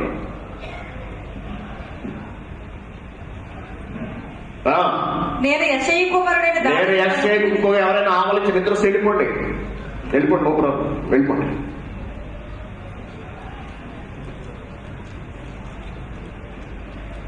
నేను యెష్షయి కుమారుడైన దావీదును కనుగొంటిని. అతడు నా ఇష్టానుసారుడైన మనుష్యుడు. అతడు నా ఉద్దేశాలు అన్ని నెరవేర్చిన అంతటి దావీదు ప్రార్థన చేస్తేనే ఎందుకు దేవుడు కొడుకును బతికించలేదు ఉపవాసం ఉండి కూడా? దేవుడు ఉపవాస ప్రార్థనలు చేస్తే వినడా? ప్రతి ఒక్కరూ ఉపవాస ప్రార్థన చేయడానికి ఒక బలమైన కారణం ఉంది. మోషే కొండ మీదకు వెళ్ళాడు, ఉపవాసం ఉండటానికి వెళ్ళలేదు, దేవుని ఆజ్ఞలను తీసుకురావటానికి వెళ్ళి అక్కడ ఏమీ తినలేదు. గమనించాలి. Very good. తర్వాత ఎవరిని చూసాం మనం? ఎస్తేర్ను చూసాం. ఎస్తేర్ ఉపవాసం ఉంది. ఎందు నిమిత్తం ఉంది? ఉండమన్నావి తన ప్రజలను. జనాంగం నశించిపోతుంది. ఆ జనాంగం నశించిపోకుండా కాపాడాలి అంటే తాను బ్రతికొండాలి. మొట్టమొదట ఒకవేళ రాజు చంపేసే ప్రయత్నం చేస్తాడేమో, దేవుని ప్రసన్నత రాజుపై మరియు తనపై ఉండే విధంగా దేవుణ్ణి వేడుకోండని ఒక బలీయమైన కారణం నిమిత్తం వాళ్ళని ఉపవాసం ఉండమని చెప్పింది. తాను ఉపవాసం ఉంది. తాను ఉపవాసం. అలాగే ఇంకెవరిని చూసాం? నినివే పట్టణం వాళ్ళని చూసాం. వాళ్ళెందుకు ఉపవాసం చేశారు? తమ ప్రాణాలను దేవుడు హరించకుండా ఉంటాడేమో అని దేవుణ్ణి ప్రాధేయపడే నిమిత్తం వాడు చేశారు. దేవుని పిల్లల ఉపవాసాలు చేయడానికి ఒక బలీయమైన కారణం ఉందండి. ఇకపోతే కొత్త నిబంధనకు వచ్చేటప్పటికి ఎవరిని చూపిస్తారు ఉపవాసాలకు? ఇమ్మీడియట్ గా యేసుక్రీస్తు. అంతే కదా? యేసుక్రీస్తు గారు ఉపవాసం చేశారా అండి? లేదా? Very good. ఇప్పుడు యేసుక్రీస్తు గారి దగ్గరికి వెళ్దాం. చూడండి, మత్తయి సువార్త 4వ అధ్యాయము 1 నుంచి. అప్పుడు యేసు అపవాది చేత శోధింపబడుటకు ఆత్మ వలన అరణ్యమునకు కొనిపోబడెను. 40 దినములు 40 రాత్రులు ఉపవాసముండిన పిమ్మట ఆయన ఆకలిగొనగా. యేసుక్రీస్తు గారు 40 దినాలు వెళ్ళారు. ఎక్కడికి వెళ్ళారు? అరణ్యములోకి వెళ్ళారు. ఎందుకు వెళ్ళారు? ప్రశ్న. ఎందుకు వెళ్ళారు? ఉపవాసం చేయటానికి. అంతే కదా? ఉపవాసం చేయటాక. చదువుమండి వచ్చినాం. అప్పుడు యేసు అపవాది చేత శోధింపబడుటకు, ఉపవాసం చేయడానికి కాదు. ఆయన 40 దినాలు శోధనలో ఉన్నాడు. ఆ శోధన కాలంలో ఆయన ఏమీ తినలేదు. ఆయన కావాలని ఉపవాసం ఉండలేదు. అక్కడ శోధనలో ఉన్నాడు కాబట్టి తినలేదు. మార్కు గారు ఏమి రాస్తున్నారు చూడండి. ఇదే సందర్భాన్ని 1వ అధ్యాయము 12వ వచనం. వెంటనే పరిశుద్ధాత్మ ఆయన అరణ్యంలోనికి తోసుకొని పోయాను. ఆయన సాతాను చేత శోధింపబడుచు అరణ్యములో 40 దినాలు అడవి మృగములతో కూడా ఉండెను. మరియు దేవదూతలు వచ్చి ఆయనకు పరిచర్య చేసిరి. ఇక్కడ యేసుక్రీస్తు గారు ఉపవాసం చేయటానికి అరణ్యానికి వెళ్ళాడని ఉందా? సాతాను చేత శోధింపబడుటకు వెళ్ళాడని ఉందా? సాతాను చేత శోధింపబడుటకు వెళ్ళాడు. లూకా గారు ఎవరు రాస్తున్నారు? ఇదే సందర్భాన్ని చూద్దాం. లూకా సువార్త 4వ అధ్యాయం 1వ వచనం. యేసు పరిశుద్ధాత్మ పూర్ణుడై యోర్దాను నుండి తిరిగి వచ్చి 40 దినాలు ఆత్మచేత అరణ్యములోనికి నడిపింపబడి అపవాది చేత శోధింపబడుచుండెను. ఆ దినములలో ఆయన ఏమీయూ తినలేదు. ఏమీ తినకపోవటాన్ని మత్తయి గారు ఉపవాసము అనే పదం ప్రయోగించారు అక్కడ. ఆ ఉపవాసం అనగానే అదిగో యేసుక్రీస్తు గారు కూడా ఉపవాసం ఉన్నాడు కాబట్టి ఈ రోజున మేము కూడా ఉపవాసం ఉంటున్నాం. యేసుక్రీస్తు గారు ఎందుకు అక్కడ ఏమీ తినలేదు? ప్రశ్న. ఎందుకు తినలేదు అక్కడ? ఆయన అపవాది చేత శోధింపబడుతున్నాడు అంతే తప్పించి ఉపవాసం ఉండటానికి ఆయన అక్కడికి వెళ్ళలేదు. ఉపవాసం ఉండటానికి వెళ్ళలేదు. దేవుని పిల్లారా, సమాజం ఎంత అపార్థం చేసుకుందంటేనండి, అంటే తమ అవసరాలు తీర్చుకోవడానికి ఏది ఉపయోగపడుతుందో దాన్ని వెతికారండి. ఈ రోజున క్రైస్తవులు ఎలా తయారయ్యారండి? ఎలా కళ్ళు మూసుకుంటారు, లాటరీ అనమాట. కళ్ళు మూసుకుని ఇలా సగాన్ని తెరిచాడు. సగాన్ని తెరిచేటప్పటికి అక్కడ ఏముంటాయి? కీర్తనలు లేదా సాయంత్రం సరిగ్గా మధ్యలో ఉంటాయండి, బైబిల్కి మధ్యలో ఉంటాయి. ఇక్కడ చదువుకుంటాడు, అమ్మయ్య దేవుడు నిన్ను ఆశీర్వదించును గాక, నీ రాకపోకల యందు యెహోవా నిన్ను కాపాడును గాక. సెక్యూరిటీ గార్డు దేవుడు మనకే. నీ రాకపోకల యందు యెహోవా నిన్ను. అమ్మయ్య, ఇప్పుడు నేను ఇలా తెరిచాను కదండి, నాకేమొచ్చింది చూస్తారా? వారు తమ క్రియల చేత ఆయనకు కోపము పుట్టించగా వారిలో తెగులు రేగెను. ఇది తీసుకుంటారా? వెంటనే చూసేసి ప్రాబ్లం. ఈరోజు వాక్యాన్ని నాకు అందించండి, మళ్ళీ టక్క చేస్తాడు. మరొక వచనం వస్తుంది, అమ్మయ్య వెళ్ళిపోతాడు. అంటే బైబిల్లో సగం తప్పించి పేజీలే లేవా? అన్ని నీ గురించి చెప్పినవి కాదా? ఏమండి, అంతేనా? నీకు ఆశీర్వాదం, నిన్ను తృప్తిపరిచే, నిన్ను ఆనందపరిచేవి మాత్రమే నువ్వు తీసుకుంటావా? అంటే నీ అవసరాన్ని తీర్చడానికి దేవుణ్ణి అడుక్కోవాలి, దేవుణ్ణి అడగాలి. ఎలా అడిగితే బాగుంటది? ఎలా అడిగితే దేవుడు లొంగుతాడు అనుకున్నది ఈ సమాజం ఎంత తక్కువగా, ఎంత తేలికగా దేవుడిని అంచనా వేసింది ఆలోచించడం. అంటే నువ్వు తిండి తింటాం మానేసి కడుపు మార్చుకుంటే దేవుడు నువ్వు ఏదడిగితే అది ఇచ్చేస్తాడు అనుకుంటున్నావా? ఏమంటే సాధ్యమేనా? అంటే దేవుడు అలాంటి వాడా? అంటే మనిషి బలహీనపడిపోయినట్టుగా దేవుడు బలహీనపడిపోతాడు అనుకుంటున్నారా? అంత చేతగానే వాడా దేవుడు? పైకి ఏమడుగుతున్నారు? ఏమడుగుతున్నారండి? ఉపవాస ప్రాంతంలో ఏమడుగుతారండి? ఏమంటే గుండెల మీద చేసుకుని నిజంగా చెప్పండి. నేనేదో విమర్శించేస్తున్నాను, నేనేదో వ్యతిరేకంగా మాట్లాడుతున్నాను అనుకోకండి. వాస్తవాలను ఆలోచించండి, కళ్ళు తెరిచి వాస్తవాలను ఆలోచించండి. బైబిల్ దగ్గరకు రండి. ఏమడుగుతున్నారండి? శరీర అవసరాల కింద వాళ్ళకి ఆరోగ్యం బాలేదు, వీళ్ళ ప్రయాణం, వాడికి వీసా ఇంకా రాలేదు, వీడికి టికెట్ దొరకలేదు, వాడి కార్గో ఆగిపోయింది, కార్గో కోసం ప్రార్థన, వీడికి ఉద్యోగం దొరకలేదు, వీడికి అక్రమం అవ్వలేదు, వీడికి అప్పులు తీరలేదు, వీడికి ఆసక్తి ఉంది, పిల్లల చదువులు, గర్భవతి కావట్లేదు, కోర్టులో కేసులు, జైల్లో ఉంది, ఆయనకు బాలేదు. ఎవరికి? ఇక్కడున్న ఆయనకు బాలేదు. ఏంటనుకున్నారు? విచిత్రాలండి అన్ని, విచిత్రాలు. ఇవన్నీ ఉపవాస ప్రార్థనల పేరుతో దేవుడిని అడిగి అడిగి అడిగి అడిగి అడిగి విసిగించడం. ఒక మాట మాట్లాడుతున్నాడు దేవుడు, మనం అది చూద్దాం ఇప్పుడు సరదాగా. ఎలా ఉంటాం? జకరియా గ్రంథం అనుకుంటాను. జకరియా గ్రంథం 7వ అధ్యాయం మొదటి వచ్చింది. రాజైన దర్యావేషు ఏలుబడియందు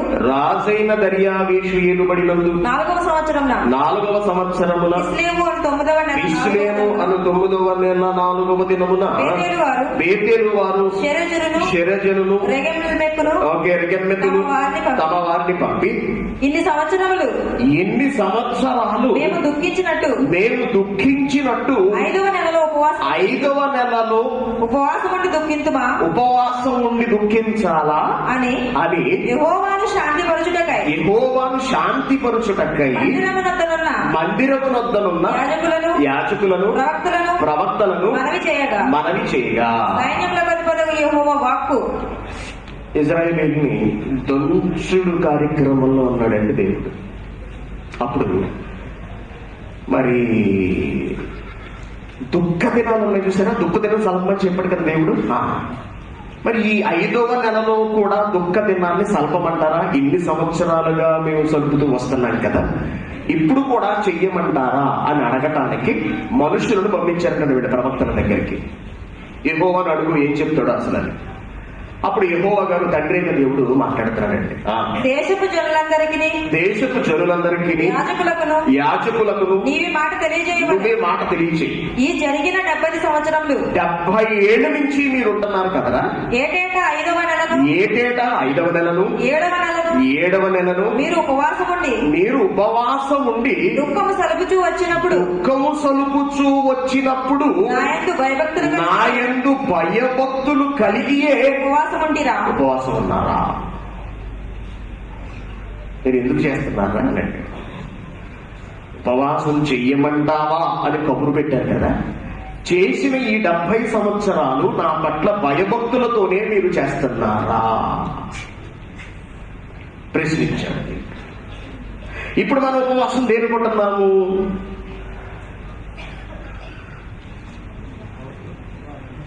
భయభక్తులతో ఉపవాసం ఉంటున్నామా?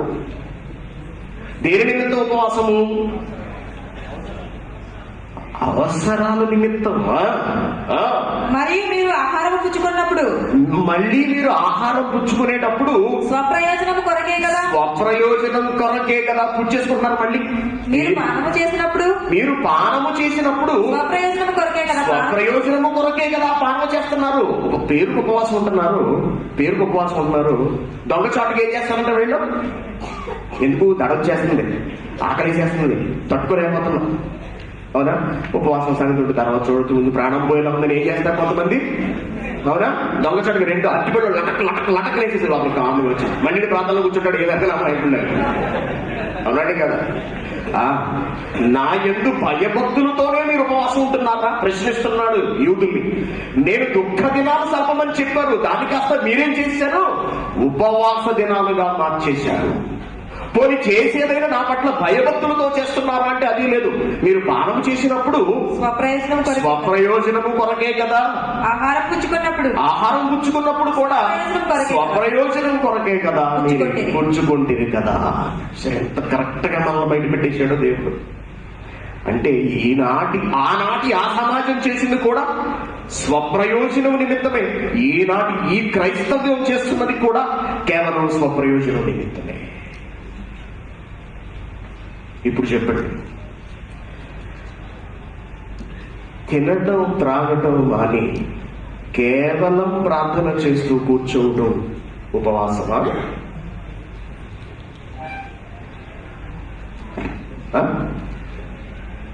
ఏమా చెప్పండి, సమాధానం నవ్వుతున్నారు చక్కగా. ఉపవాసమా? దేవుడు చెయ్యమన్న ఉపవాసం ఇదేనా? లేక దేవుడు చెయ్యమన్న ఉపవాసం ఏదైనా ఉన్నదా?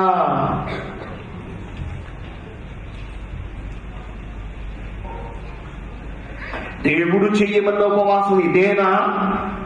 తినటం త్రాగటం మానేసి భక్తులను చూపించి నువ్వు ప్రార్థన చేయటం ఉపవాసమా? వాళ్ళు చేశారు కదా ప్రభా, మేము కూడా చేస్తున్నాము మా అవసరాలు తీర్చని. లేక దేవుడు చెయ్యమన్నది ఏదైనా ఉన్నదా? అసలు దేవుడు ఉపవాసం చేయమని చెప్పాడు, అది ఎవరైనా ఆచరిస్తున్నారా? అసలు దేవుడు ఉపవాసం చేయమన్నాడు అనే సంగతి క్రైస్తవులకు గాని లేదా ప్రపంచ భక్తులకు గాని తెలుసా? వెళ్ళిపోదామట అక్కడికి, త్వరగా ముగించుకుందాం. అడుగులు కూర్చున్నాడు. యెషయా గ్రంథం 58వ అధ్యాయము. యెషయా గ్రంథము 58వ అధ్యాయము. చాలా జాగ్రత్తగా గమనించండి. ఇక్కడ వచనాలను మేము ఉపవాసం ఉండగా అడుగుతున్నారండి. జనం అడుగుతున్నారు ఎవరిని? దేవుణ్ణి. మేము ఉపవాసం ఉండగా నువ్వెందుకు చూడవు?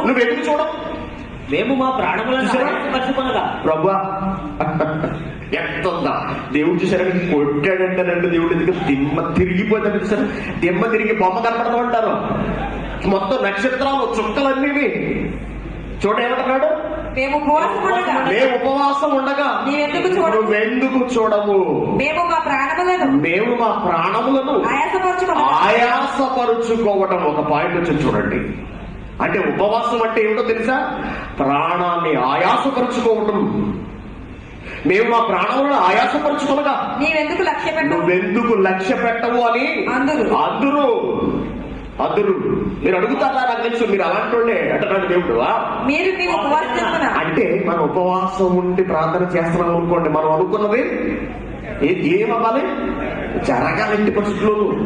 ఎట్టి పరిస్థితులు జరిగితే నాకు ప్రభు 2 నెలల నుంచి ఉపవాసం ఉంటున్నాడు ప్రభు. ప్రతి వారం 2 నెలల నుంచి ఉపవాసం అంటున్నాడు. ఎప్పుడు ఉంటున్నాడు? ప్రతి వారం. ప్రతి వారంలో మళ్ళీ ఏ ఉపవాసం? రాత్రుల ఉపవాసం. అంటే సాయంత్రం తినేసి మంచం వచ్చేయడం, ప్రార్థన చేసుకుని తెల్లారి మళ్ళీ పొద్దుటే తెల్లవారుజాము నుంచి ప్రార్థన చేసుకుని మళ్ళీ టిఫిన్ తినేయడం. అదే పగల ఉపవాసం ఉండమనండి. పగల ఉపవాసం ఉండండి. పగల ఉపవాసం ఉండండి. ఉండలేరండి, తడొచ్చేస్తుంది. నిద్రలో మనకు ఆకలి తెలియదు. ఇక్కడ ఏమంటాడు దేవుడు? మీ ఉపవాసం తినమునా మళ్ళీ చదవచ్చు. మేము ఉపవాసం ఉండగా నువ్వెందుకు చూడవు? మేము ఆ ప్రాణాలను ఆయాస పెట్టుకుంటున్నాం కదా, తిండి తినడం మానేసి నువ్వెందుకు లక్ష్య పెట్టవు అని అడుగుతారు మీరు ఒక రోజున. ఉపవాస దినమున మీరు మీ ఉపవాస దినమున మీరు మీ వ్యాపారం చేయుదురు. వ్యాపారం మాత్రం చేసుకెళ్తారు. వ్యాపారం మానేస్తున్నారా? ఉద్యోగం అంటున్నావా అంటే ఉపవాసం ఉండి ఉద్యోగం మానేస్తున్నారా? లేదు. ఉద్యోగమే, ఉపవాసమే. అది నీకు వచ్చేది ఏం పోకూడదు? నీ ఆదాయం పోకూడదు. మళ్ళీ నీకు దేవుడు అన్ని ఇచ్చేయాలి. మీ పనివారి చేత కఠినమైన పని చేస్తారు యూదులు. మీరు కలహపడుచు వివాదం చేయొచ్చు, అన్యాయముగా గుద్దులాడుచు ఉపవాసం ఉంటారు. ఉపవాస కుడికలను తండేసుకుంటుంటారు. సంఘాలు చూశారండి, దెబ్బలాటలు, గొడవలు. అందరూ భక్తులే, ప్రతి వారం ఉపవాసం ఉండేవాడే మళ్ళీ వీడు సంఘంలో తండేసుకుంటుంటారు. ఒక్కొక్కడు అన్యాయంగా గుద్దులాడుచు ఉపవాసం ముందురు మీ కంఠధ్వని అలా లోకానికి వినపడాలటండి. మీ కంఠధ్వని పరమున వినపడాలట.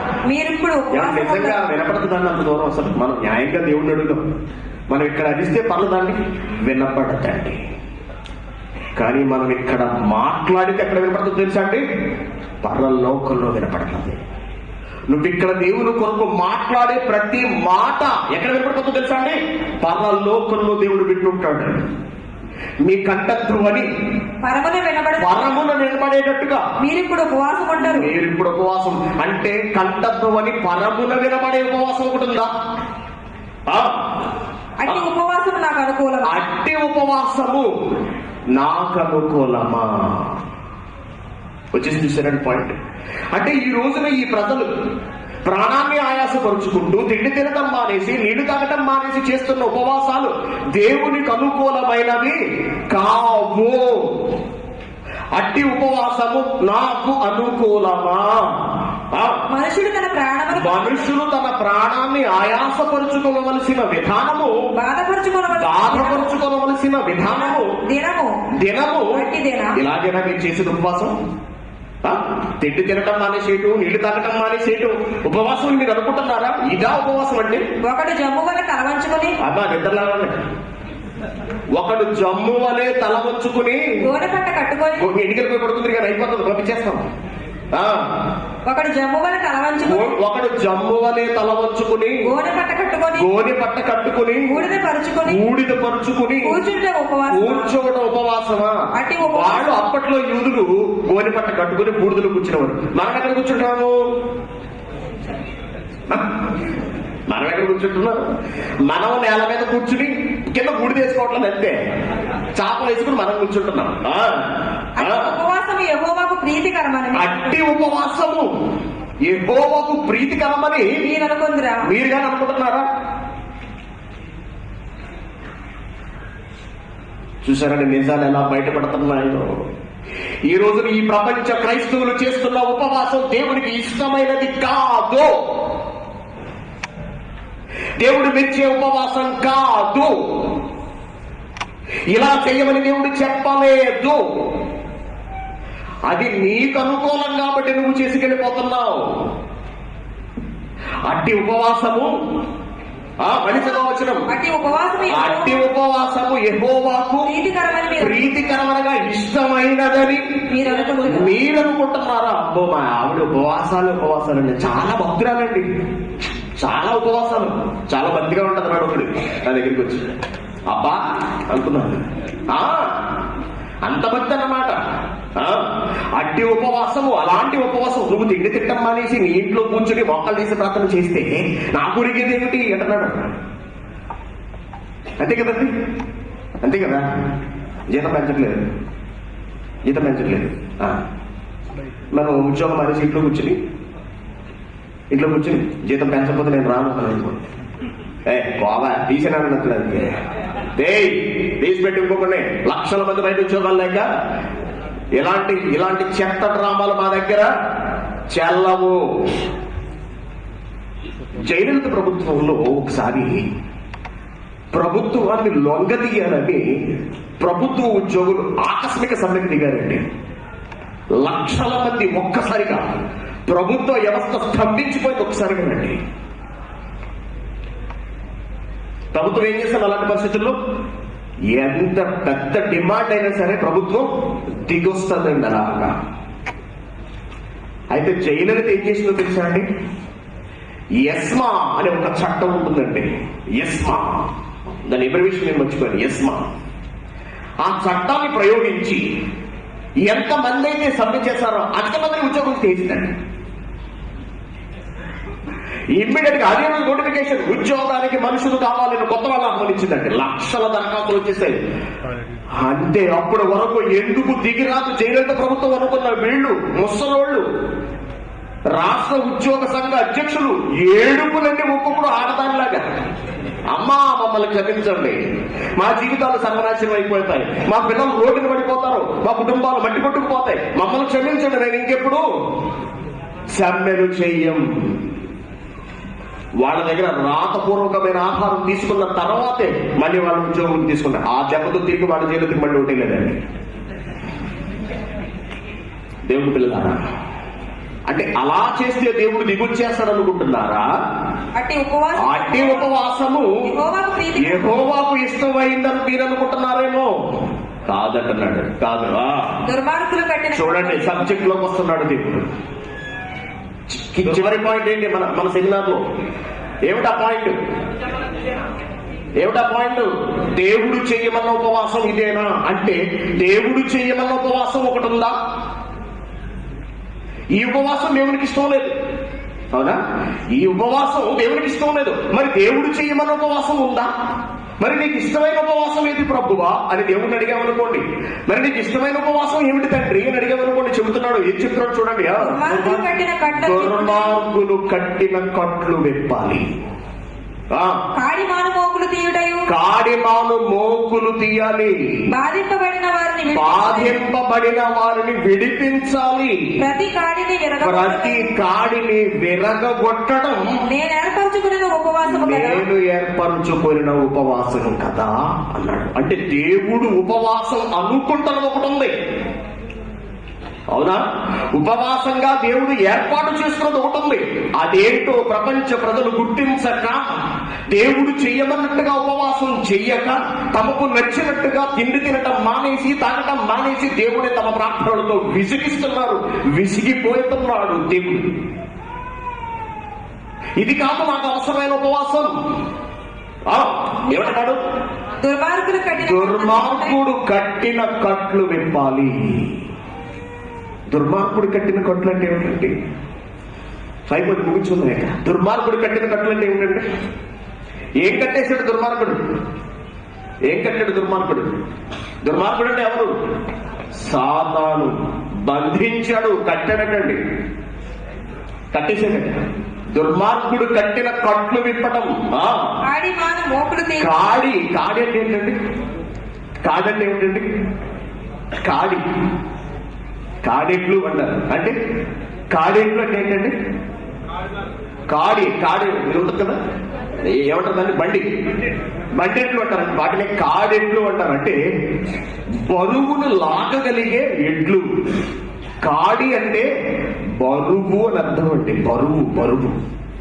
దుర్మార్గుడు కట్టిన కట్లు విప్పడం. వినండి తల్లి, నిద్రపోకండమ్మా, లేవండి. దుర్మార్గుడు కట్టిన కట్లు విప్పడం, కాడిమాను మోకులు తీయటం, బాధించబడుతున్న వారిని విడిపించడం, ప్రతి కాడిని విరగొట్టడం, నేను ఏర్పరుచుకున్న ఉపవాసం. దుర్మార్గుడెవరు? వాడు ఏం కాడి అనగా బరువు పెట్టాడు, దాన్ని విరగొట్టడం నేను ఏర్పాటు చేసుకుంటున్న ఉపవాసం అంటున్నాడు. దాన్ని జరిగించాలి అంటున్నాడు. దుర్మార్గుడు ఎవరు అంటే సాతాను. వాడు మోపిన బరువు భారం ఏంటో తెలుసా అండి? చెప్పండి. దుర్మార్గుడు సాతాను ప్రపంచ మానవాళిపై మోపిన భారం, బరువు ఏమిటి? దేని మోస్తున్నారు ప్రపంచ ప్రజలు? ఏం మోస్తున్న వాళ్ళని తన దగ్గరకు రమ్మన్నారు యేసుక్రీస్తు గారు. ప్రయాసపడి భారము కాడి. ఏమిటా కాడి? పాప భారము. ప్రయాసపడి భారము మోస్తుంది ఈ ప్రపంచం. ప్రయాసపడుతూ లాగుతున్నారండి. బ్రతకలేక పాపములో బ్రతుకుతున్నారు, పాపముతో నలిగిపోతున్నారు. సాతానుగాడు ప్రపంచ మానవాళి చేత పాపాలు చేయిస్తూ తొక్కి పడుతున్నాడు, అదిమి పెట్టేస్తున్నాడు. ఆ భారముతో, ఆ బరువుతో బ్రతుకుతున్న ప్రజల వీపుల మేంచి ఆ భారాన్ని తొలగించాలి అంటున్నాడు. ఎప్పుడు దొరుకుతుంది ఆ భారం? ఎప్పుడు దొరుకుతుంది? ఒక మనిషి పాప భారం తొలగాలి అంటే అతడు ఏం చెయ్యాలి? పాప భారం తొలగాలి అంటే అతడు ఏం చెయ్యాలి? ఏం చేయాలండి? అతడు వాక్యము వినాలి. మొట్టమొదట అతడు వాక్యం వింటే అతడు చేస్తున్న పాపం ఏంటో అర్థమవుతుంది. అతడు చేస్తున్న పాపం నుంచి విడిపించబడాలి అంటే వాడు బాప్తిస్మం తీసుకోవాలి. వాడు బాప్తిస్మం తీసుకోవాలంటే మొట్టమొదట వాడి దగ్గరకు ఏం వెళ్ళాలి?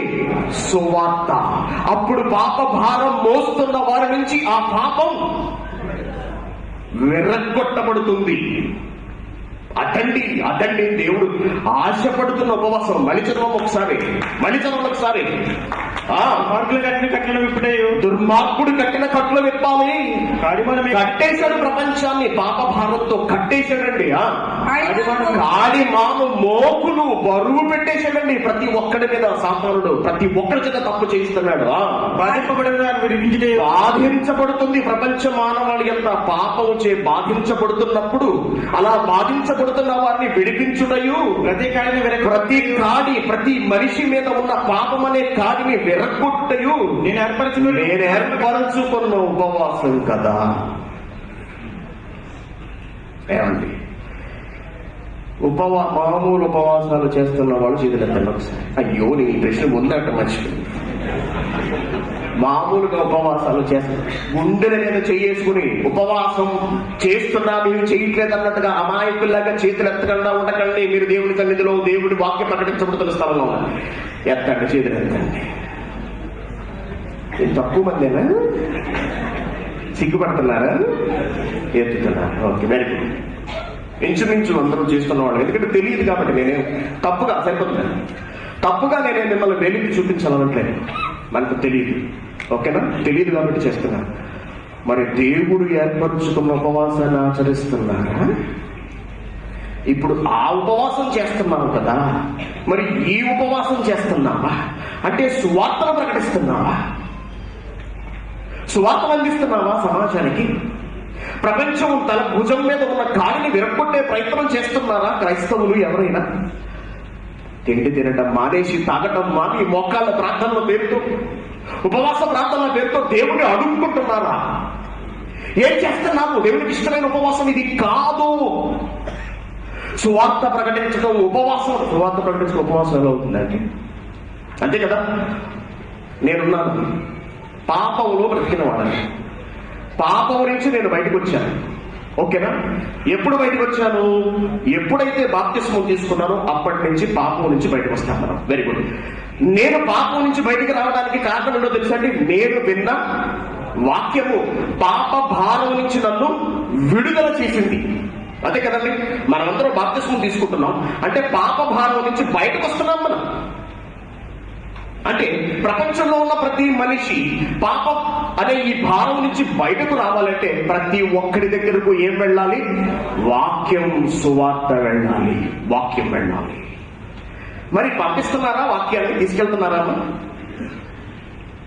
వాక్యాన్ని తీసుకెళ్తున్నారా? వాక్యం ప్రకటించిన ఉపవాసం ఏమిటండి అనుకుంటున్నారా? వాక్యం ప్రకటించిన ఉపవాసం ఏమిటండి? ఇంకా కిందకి చదువు ఏమంటున్నాడు?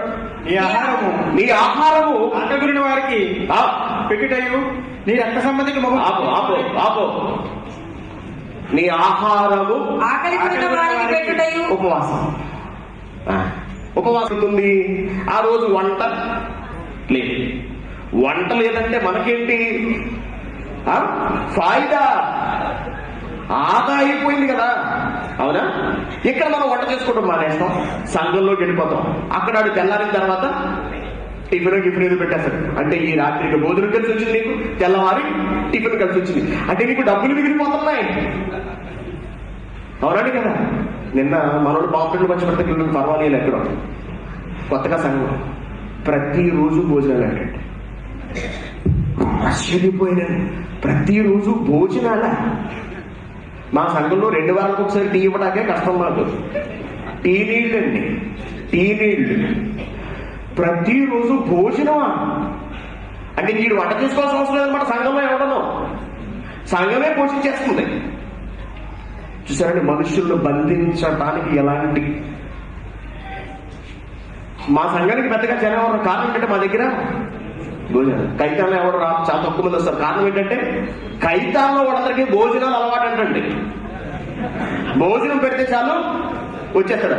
ఆడు భోజనం పెట్టే తరకు పడుకుంటాడు. బాబు రేపు భోజనం తిను అంటే లేచి భోజనం చేసి వెళ్ళిపోతాడు. ఇలా తయారయ్యేది క్రైస్తవ సంఘాలు. నేను తప్పు చెప్తున్నానా అంటే కాదు.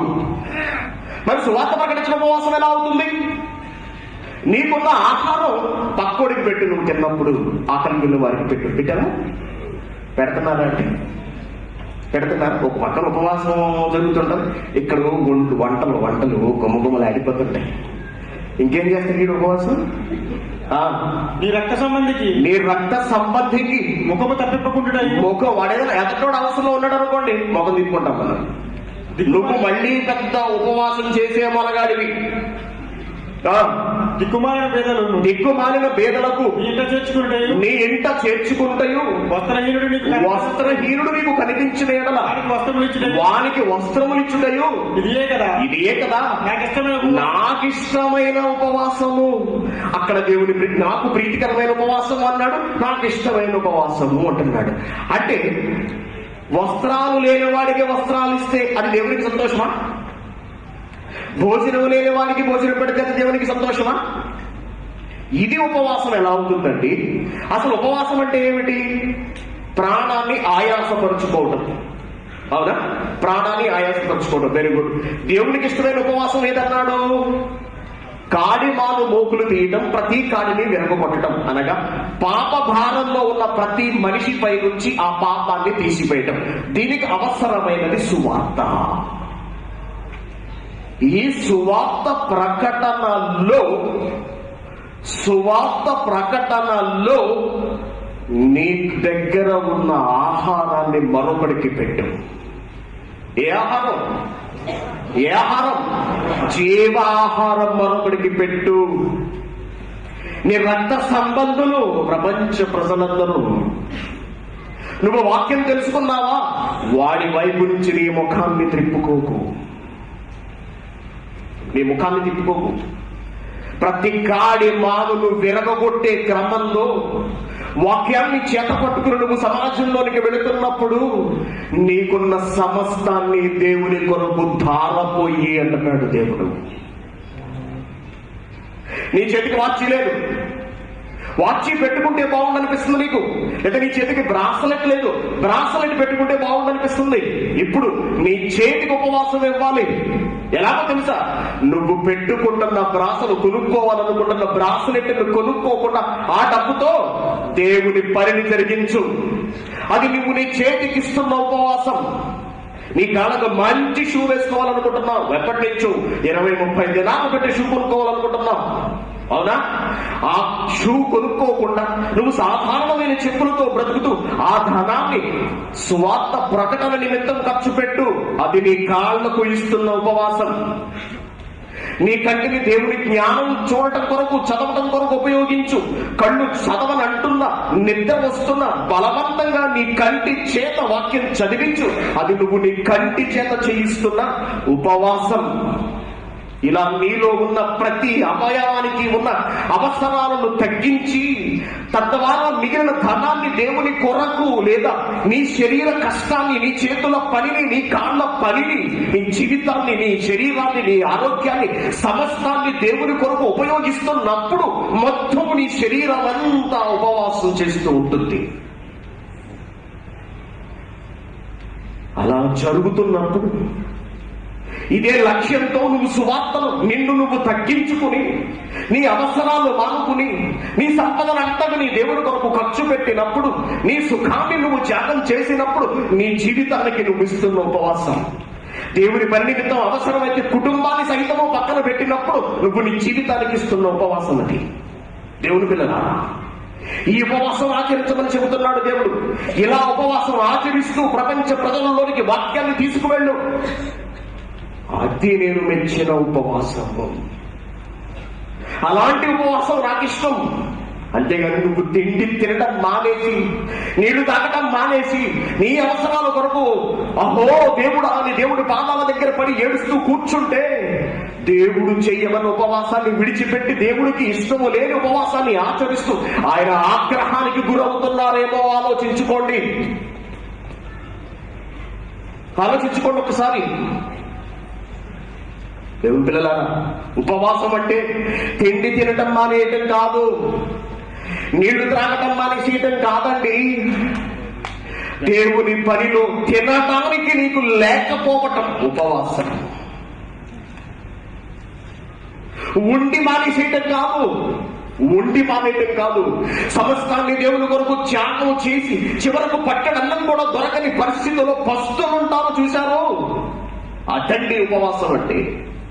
ఇంటి నిండా సామాను, మంచం కింద బియ్యం బస్తాలు, మంచం కింద నూనె డబ్బాలు, పాల డబ్బాలు, బ్యాంక్ నిండా అకౌంట్ డబ్బు, సమస్తము సుఖవంతమైన పద్ధతుల్లో బ్రతుకుతూ వారానికి ఒక్కసారి తిండి తింటా మానేసి దేవుని కొరకు ఏదో ఉద్ధరించేస్తున్నట్టుగా ముఖం పెట్టడం దరిద్రం. ఉపవాసం కాదండి, దేవునికి వ్యతిరేకంగా చేస్తున్న ఉపవాసం. యేసుక్రీస్తు గారు ఈ ఉపవాసం చేయలేదండి. ఆయన స్వార్థ పనిలో తన శరీరాన్ని నలగొట్టేశాడు పట్టుకుని. ఆయన జీవించి ఉన్న కాలంలో 10వ అధ్యాయము 7వ అధ్యాయం చూడండి, 5వ అధ్యాయం 7వ వచనం, హెబ్రీయులకు రాసిన పత్రిక.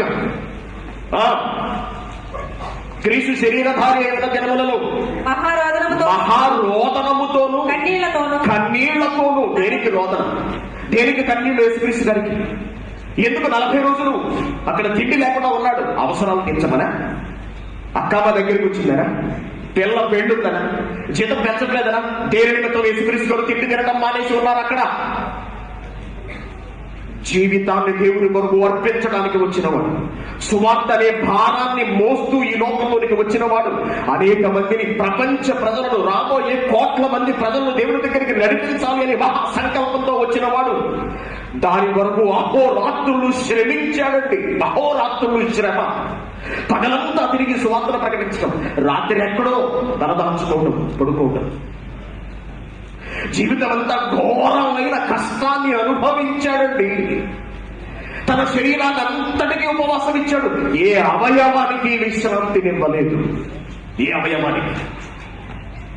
ఏమర్థమైంది క్రైస్తవులు? ఏమి నేర్చుకున్నారు క్రీస్తు జీవితం నుంచి క్రైస్తవులు? చెప్పండి. నీకంటూ కొన్ని ఆచారాలు పెట్టుకుని, నీకంటూ కొన్ని పద్ధతులు పెట్టేసుకుని, అది దేవునికి ఇష్టమైనవి అనుకుంటూ కళ్ళు మూసుకుని వెళ్ళిపోతే, కళ్ళు మూసుకుని నడిపించేస్తే, గ్రొడ్డివానికి త్రోవ చూపితే ఇద్దరు కలిసి గొంత వెళ్ళిపోతారు. తీసుకెళ్ళిన వాడు వెళ్ళిపోతాడు, వాడి వెనక వెళుతున్న వారు కూడా వెళ్ళిపోతారు అంటున్నారు యేసుక్రీస్తు గారు. దేవునికి ఇష్టమైన ఉపవాసం లేదో క్రైస్తవులకు ఈ బోధకులు నేర్పించడం లేదు. ప్రపంచం నాశనం అయిపోతుంది. దేవుని భయం లేక ప్రపంచ ప్రజలందరూ వెచ్చలవిడిగా బ్రతుకుతుంటే, సమాజంలోనికి వెళ్ళి వాక్యాన్ని ప్రకటించి 4 ఆత్మలు రక్షించవలసిన వాడు ఇంట్లో కూర్చుని నీ అవసరాల కోసం ప్రార్థన చేసుకుంటున్నావు అంటే అసలు ఏ స్థితిలో ఉంది ఈనాటి క్రైస్తవ్యం? ఒక్కసారి ఆలోచించండి. ఎవరు చెబుతున్నారు వీళ్ళకు? ఎవరు వీళ్ళని సరైన మార్గంలో పెట్టగలరు? అమ్మ పెట్టదో అడుగు తినాలివ్వదని వీళ్ళు సమాజాన్ని తప్పుదారిలోకి తీసుకెళ్లిపోతున్నారు. పోనీ ఏదో బాగు చేద్దామో చెబుదాము అంటే చెప్పే నన్ను చెప్పనివ్వరు, వచ్చే వాళ్ళను రానివ్వరు. గురుటివానికి గురుటివాడు త్రాగు చూపితే ఇద్దరు కలిసి గుంటలోకి అనే వచనం వీళ్ళ పట్ల 100% నెరవేరుతుంది. దేవుని పిల్లలారా, ఆలోచించండి. ఏ ఉపవాసంలో మీరున్నారు? దేవుడు చెయ్యమన్న ఉపవాసం చేస్తున్నారా? యేసుక్రీస్తు తన శరీరానికి అహోరాత్రులు ఉపవాసం ఇచ్చాడండి. ప్రతి అవయవాన్ని కష్టపెట్టాడు. ఆయన శరీరధారి అయి ఉన్న దినములలో మహారోదనముతోనూ కన్నీళ్లతోనూ నన్ను మరణం నుంచి తప్పించే దేవుని కొరకు పని చేయడమే జీవిత పరమావధిగా పెట్టుకుని బ్రతికాడు. కాబట్టి యేసుక్రీస్తు గారు శిష్యులు ఒకసారి ఒక వ్యక్తికి స్వస్థత చేయలేకపోయినప్పుడు ఆయన చేశాడండి. ఆ సందర్భంలో ఏమున్నాదో చూడండి ఒకసారి మీరు. మనవాడు ఈ వచనం చూసి చాలా అపార్థం చేసుకుంటారు. మార్కు సువార్త 9వ అధ్యాయము 29వ వచనం. అందుకాయన ప్రార్థన వలనే గాని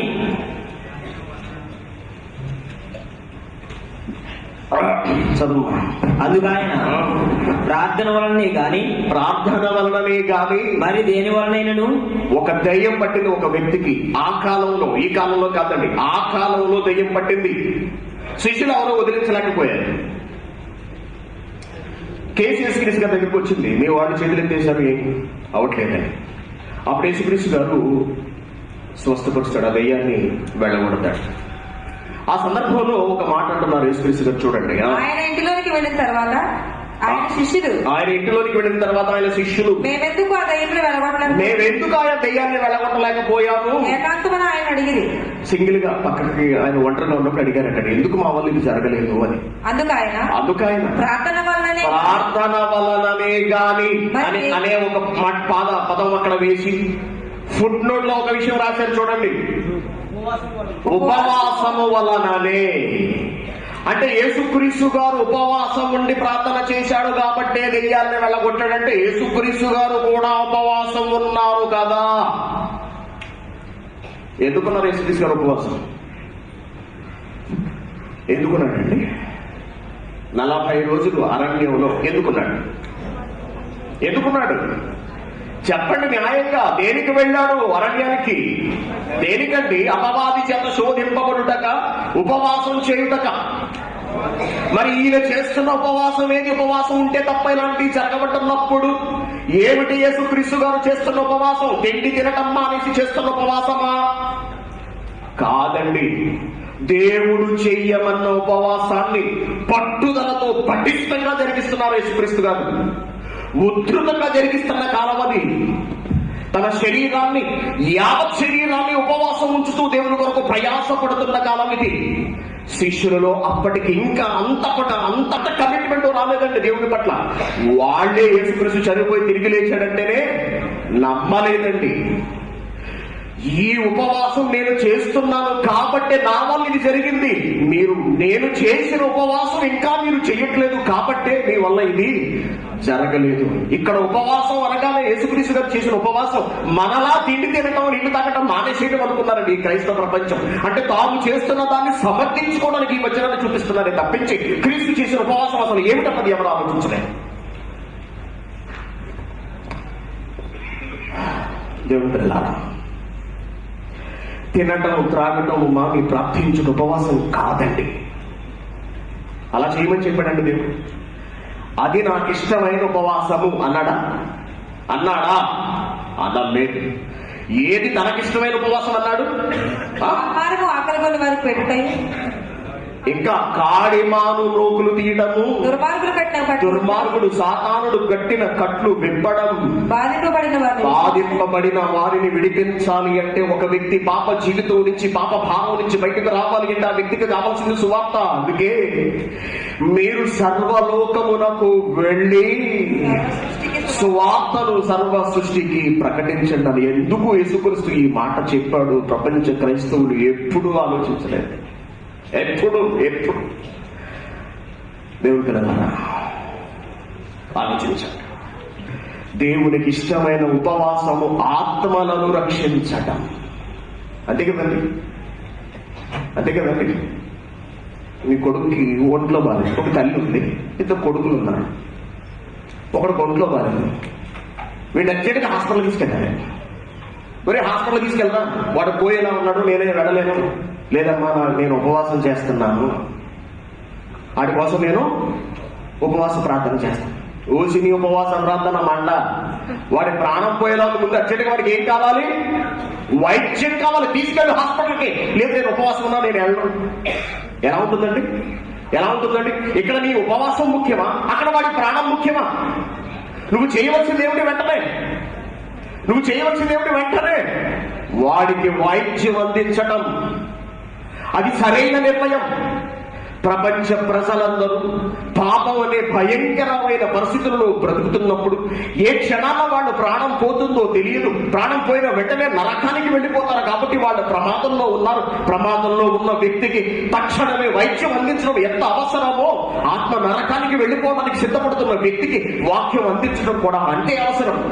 ప్రపంచానికి ఇంత అత్యవసరమైన వేగముతో వాక్యం అందించవలసిన ఈ కాలంలో బాధ్యత కలిగిన క్రైస్తవులారా, బాధ్యత కలిగిన ప్రపంచ క్రైస్తవులారా, ఇళ్లలో కూర్చుని ఉపవాస ప్రార్థనలు, మోకాళ్ళ ప్రార్థనల ఒక పక్కన బయట ప్రపంచం తగలబడిపోతుంటే, సర్వనాశనమైపోతుంటే, ఆత్మలు నరకానికి జారిపోతుంటే, బాధ్యత కలిగిన క్రైస్తవులుగా వాళ్ళని రక్షించడానికి నడుం బిగించవలసింది పోయి తినటం మానేసి ఇంట్లో కూర్చుని అవసరాలు తీర్చమని దేవుణ్ణి అడుక్కుంటున్నారా?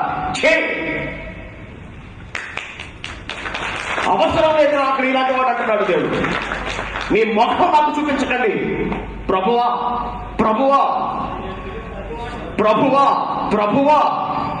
అని నన్ను పిలిచే ప్రతి వాడు పరలోక రాజ్యంలో ప్రవేశించడు గాని అధ్యాయము మత్తయి సువార్త 7వ అధ్యాయం 21వ వచనం. ప్రభువా, మత్తయి సువార్త 7వ అధ్యాయం 21వ వచనం. ప్రభువా అని ఉపవాసం ఉండి ఏడుపు ముఖంతో ఏడిచే ప్రతి వాడు, ఉపవాసం చేసినంత మాత్రాన పరలోకం వెళ్ళిపోతారు అనుకుంటున్నారేమో, రొట్టె ద్రాక్షరసం తీసుకుంటున్నంత మాత్రాన పరలోకం వెళ్ళిపోతారు అనుకుంటున్నారేమో, ఆరాధించినంత మాత్రాన పరలోకం మాది అనుకుంటున్నారేమో, దశమ భాగాలు ఇస్తే పరలోకం వెళ్ళిపోతారు అనుకుంటారేమో. నో. ప్రభువా నన్ను పిలిచి ప్రతి వాడు పరలోక రాజ్యములో ప్రవేశింపడు గాని పరలోకమందున్న నా తండ్రి చిత్తం చొప్పున జరిగించేవాడే. తండ్రి చిత్తం ఏమిటి? తండ్రి చిత్తం ఎప్పుడైనా ఆలోచించారా? ఏది దేవునికి ఇష్టమో ఎప్పుడైనా ఆలోచించారా? ఏ ఒక్కడు నశింపవల్లని ఇచ్చయింపక. ఏమంటున్నారండి?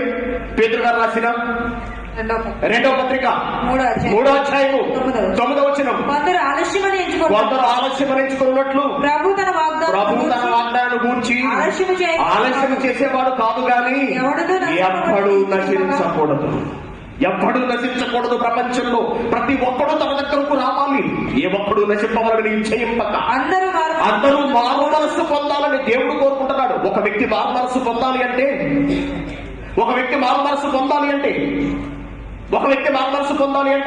మార్కు సువార్త 16వ అధ్యాయము 15వ వచనం.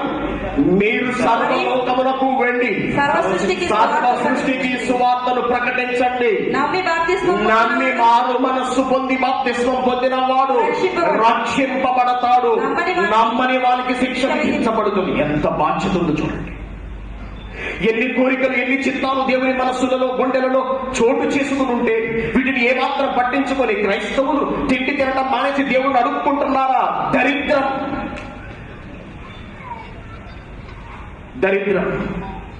దేవుడు అసహించుకుంటున్నాడు క్రైస్తవ్యాన్ని చూసి.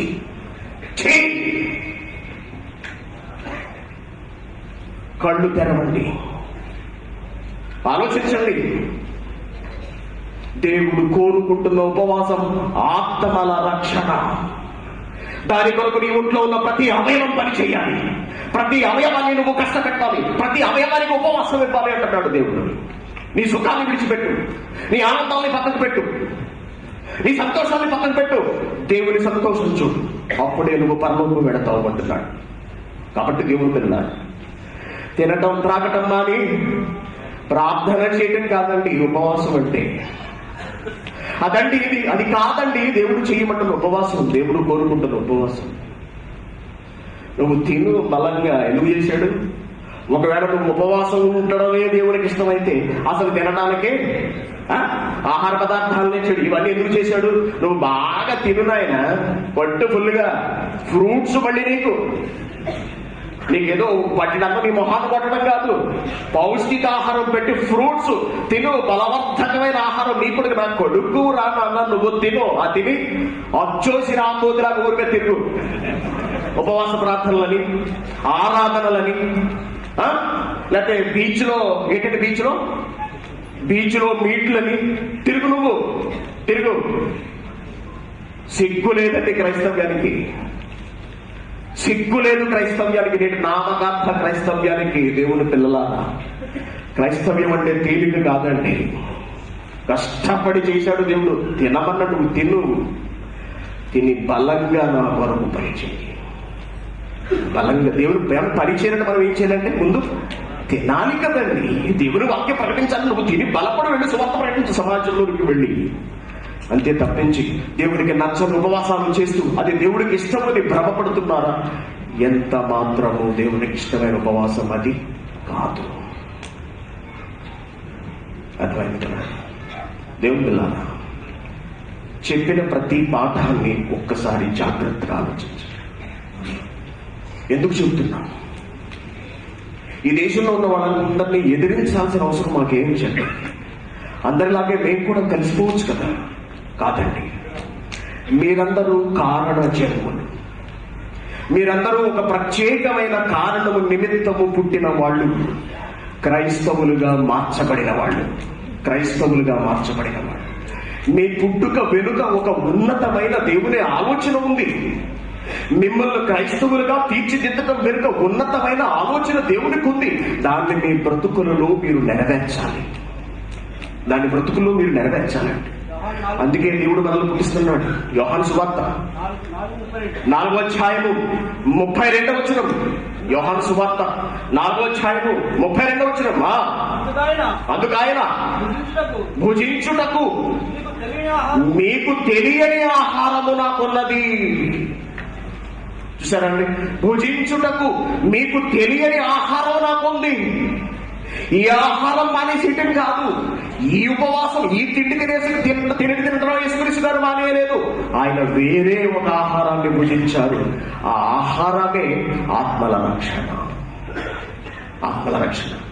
కాబట్టి ఆలోచించండి, చెబుతున్న ప్రతి మాటను మీ హృదయంలో భద్రపరుచుకోండి. ఎందుకు పుట్టారో ఆలోచించండి, ఎవరి కొరకు బ్రతుకుతున్నారో ఆలోచించండి. ఈ క్షణంలో చచ్చిపోతే మన పరిస్థితి ఏమిటో ఆలోచించండి. మీరు సర్వోన్నతులైన దేవుని కుమారులండి. భూమి మీద ఉన్న ప్రతి ఒక్కడు ఎవరు అనుకుంటున్నారు? మీరు క్రీస్తుని నమ్మినా నమ్మకపోయినా, మరొక విశ్వాసానికి చెందిన వాళ్ళ ఎవరైనా సరే, తండ్రి అయిన దేవుని వలన మాత్రమే ఈ భూమి మీద పుట్టిన వాళ్ళు మీరందరూ కూడా. మీరందరూ సాక్షాత్తు దేవునికి కుమారులు. లూకా సువార్త 3వ అధ్యాయము 38వ వచనం చూడండి ఏమంటున్నాడు. లూకా సువార్త 3వ అధ్యాయము 38వ వచనం.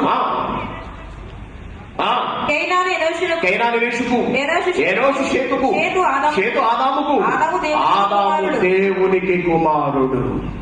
ఆదాము దేవునికి కుమారుడైతే ఆదాము నుంచి వచ్చిన మనమందరము కూడా దేవునికి కుమారులమేనండి. ఆ కుమారుల్లోంచి బాప్తిస్మాలు తీసుకుని క్రైస్తవులుగా మారి తిరిగి మనం దేవుని కొరకు జన్మించాం.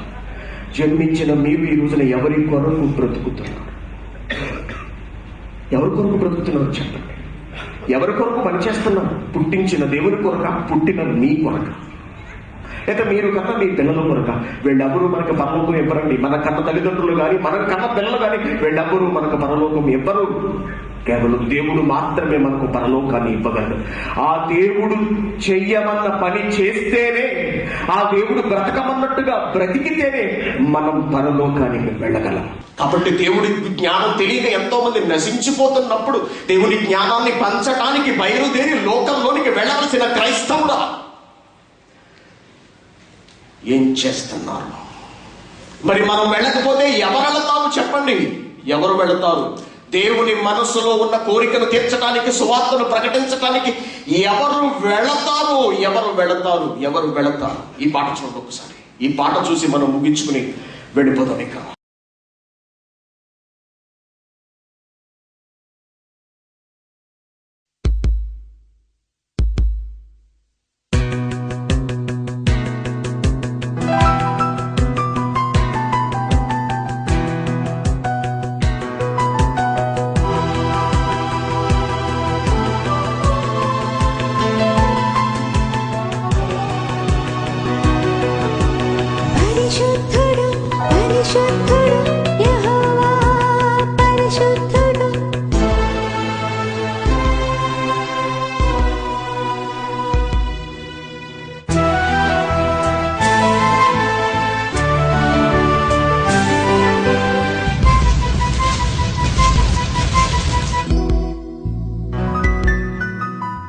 తండ్రి బాధను తెలుసుకొని వారెవరున్నారు?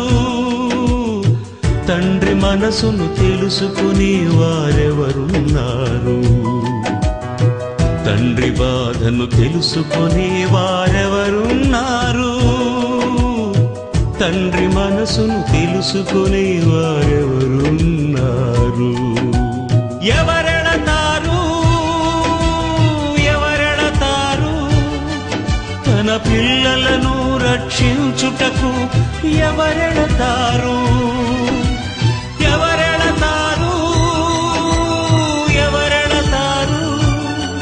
తన పిల్లలను రక్షించుటకు ఎవరెడతారు?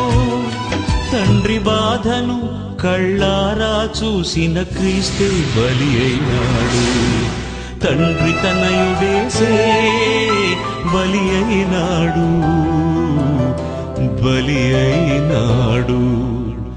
తండ్రి బాధను తెలుసుకునే వారెవరున్నారు?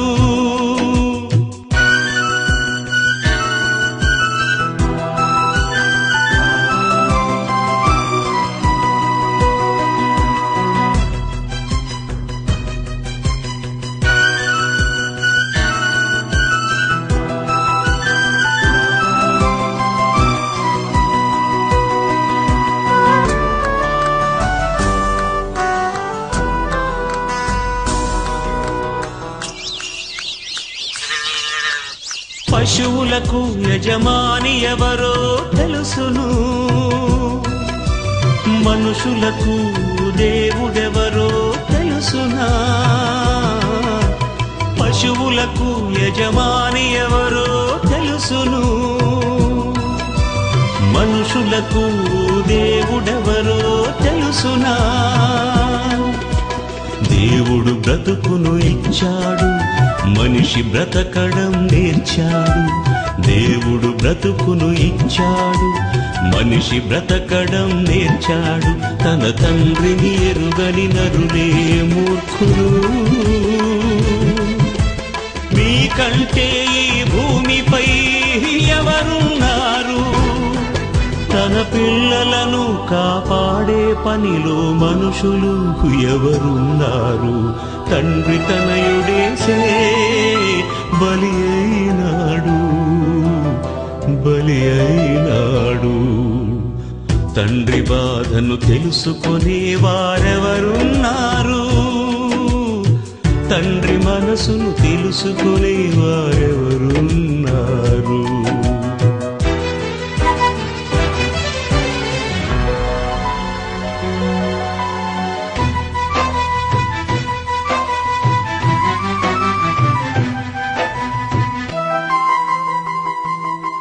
నీ జననం నీ మరణం ఒంటరితనమే. రక్షించుటకు చాలును ఒకే ఒక్క క్షణమే. చనిపోతే నీ వారే నీతో రారు, సాగనంపుతారు నీ కన్నవారు. దేవునికేమో అన్యాయం చేశావు, అందరి కోసం అన్నీ సమకూర్చావు. నీవన్నీ వారికి, నీవేమో కాటికి. తండ్రి బాధను తెలుసుకుని వారెవరున్నారు, తండ్రి మనసును తెలుసుకుని వారెవరున్నారు. తండ్రి బాధను తెలుసుకుని వారెవరున్నారు, తండ్రి మనసును తెలుసుకుని వారెవరున్నారు.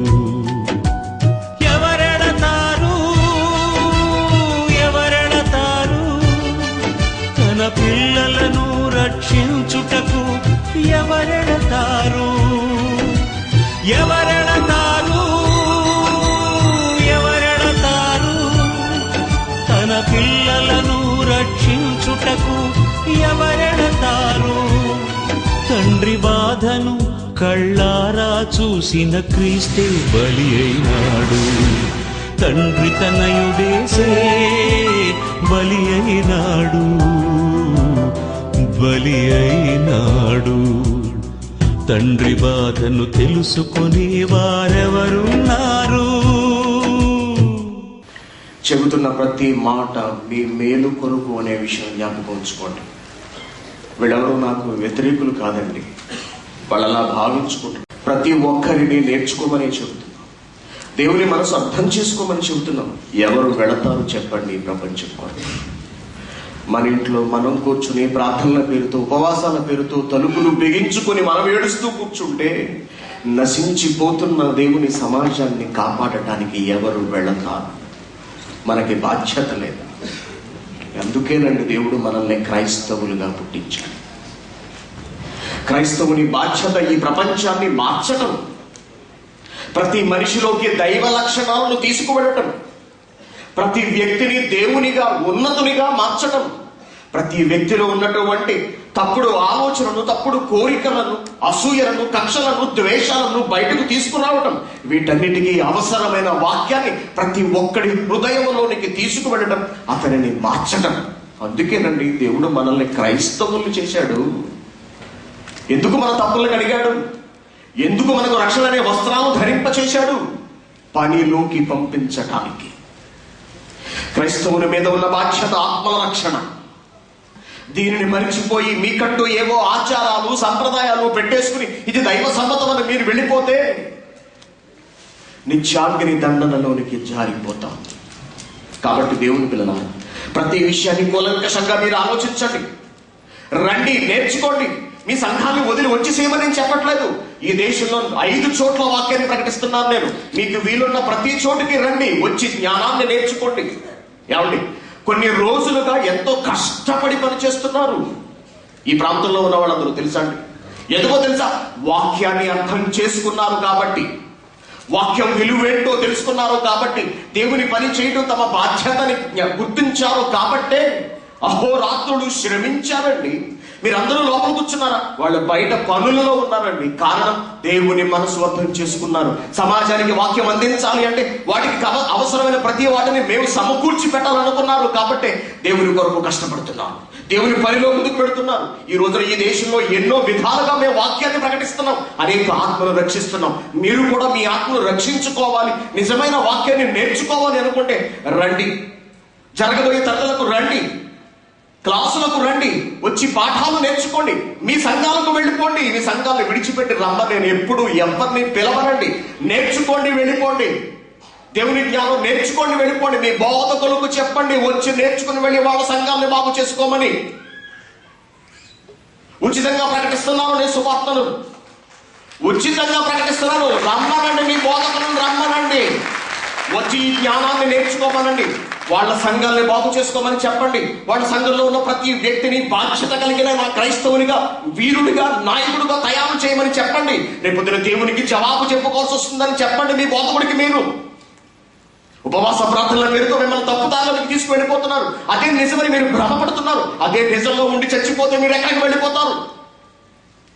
ఏం చేశావు నువ్వు నా కోసం అంటాడు ప్రభా. ఉపవాస ప్రార్థన ఏం చేశావంటాడు. ఉపవాస ప్రార్థనని చెబుతారా? ఒక్క ఆత్మనైనా నువ్వు రక్షించావురా, ఒక్కడిని చూపించు అంటాడు. ఒక్కడిని ఏం చెబుతారు? అందుకే లేఖనాల పరిశోధన సదస్సు చూశారండి ఎలా ఉంది. ప్రతి మాటను అనేక భాగాల నుంచి తీసాం, అనేక కోణాల నుంచి ఆలోచించాం. ఆలోచిస్తే తప్ప దానిలో ఉన్న జ్ఞానం ఏమిటో మనకు అర్థం కాలేదు. ప్రపంచములో ఇంత సూక్ష్మమైన విశ్లేషణ, సునిశ్చితమైన పరిశోధన, సూక్ష్మమైన విశ్లేషణ బైబిల్లో, సునిశ్చితమైన పరిశోధన ప్రపంచంలో విశ్వవిఖ్యాత విజ్ఞాన సార్వభౌమ ఆత్మజ్ఞాని దైవజ్ఞాని జయశాలి పిడి సుందరరావు గారి వలన తప్ప ఈ ప్రపంచంలో మరొకడికి రాదు, మరొకడికి చేత కాదు అని సగర్వంగా చెబుతూ నేటి ఈ కార్యక్రమాన్ని ముగిస్తున్నాను. ఎందరో మహానుభావులు, అందరికీ వందనాలు. కళ్ళు మూసుకొని ప్రార్థన చేస్తున్నాను. పరలోకమందున్న మా కన్న తండ్రి, మీ మాటలను మీ పిల్లలకు తెలియజేశాను. విన్నారు దేవా, ఆలోచించగలిగే మనస్సును మీ పిల్లలకి ఇవ్వండి.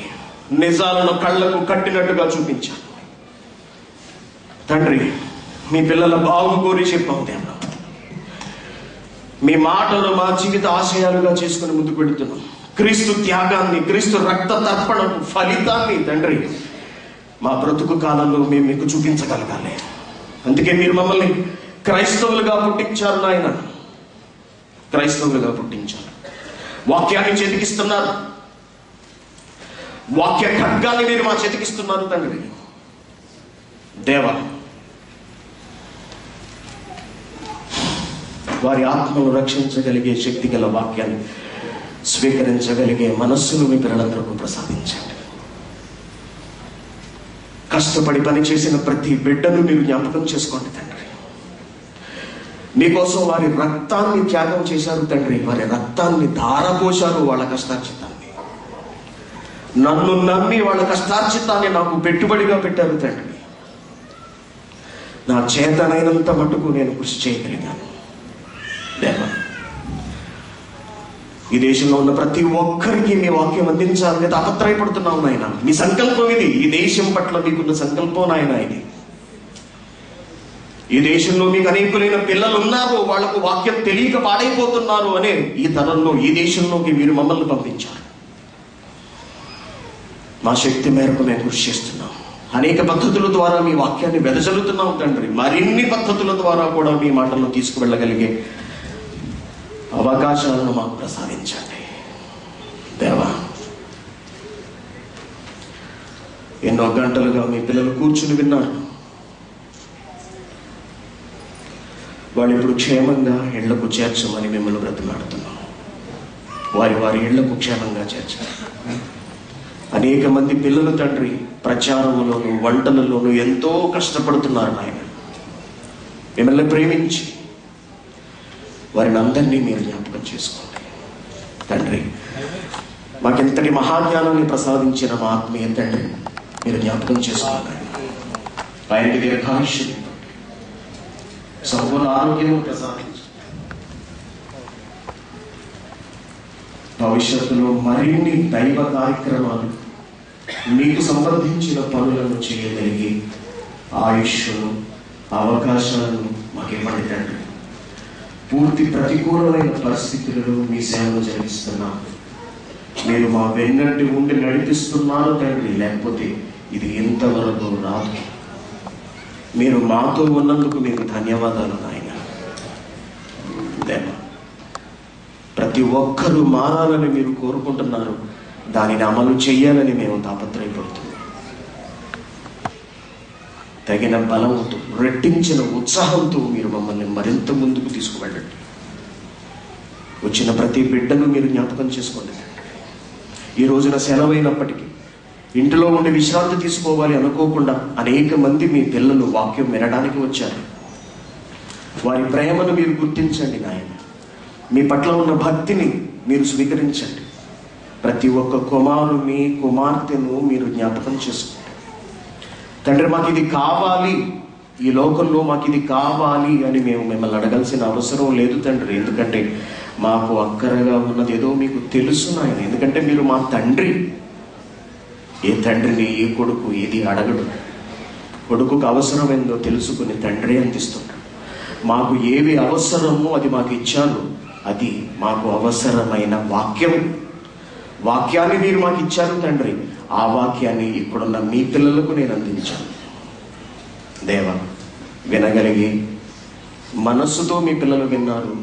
దాన్ని హృదయాల్లో భద్రపరుచుకుని విన్న వాక్యాన్ని విడిచిపెట్టకుండా వాక్యాన్ని ఆలోచించి వాక్య ప్రకారం బ్రతకగలిగే ధన్యతను అవకాశాన్ని మీ పిల్లలకు ప్రసాదించమని, ఇళ్లకు వెళుతుండగా క్షేమంగా వారిని తీసుకువెళ్ళమని మరొకసారి మిమ్మల్ని బ్రతిమలాడుతూ మా ప్రభువైన క్రీస్తు పేరిట మిమ్మల్ని వేడుకుంటున్నాం తండ్రి.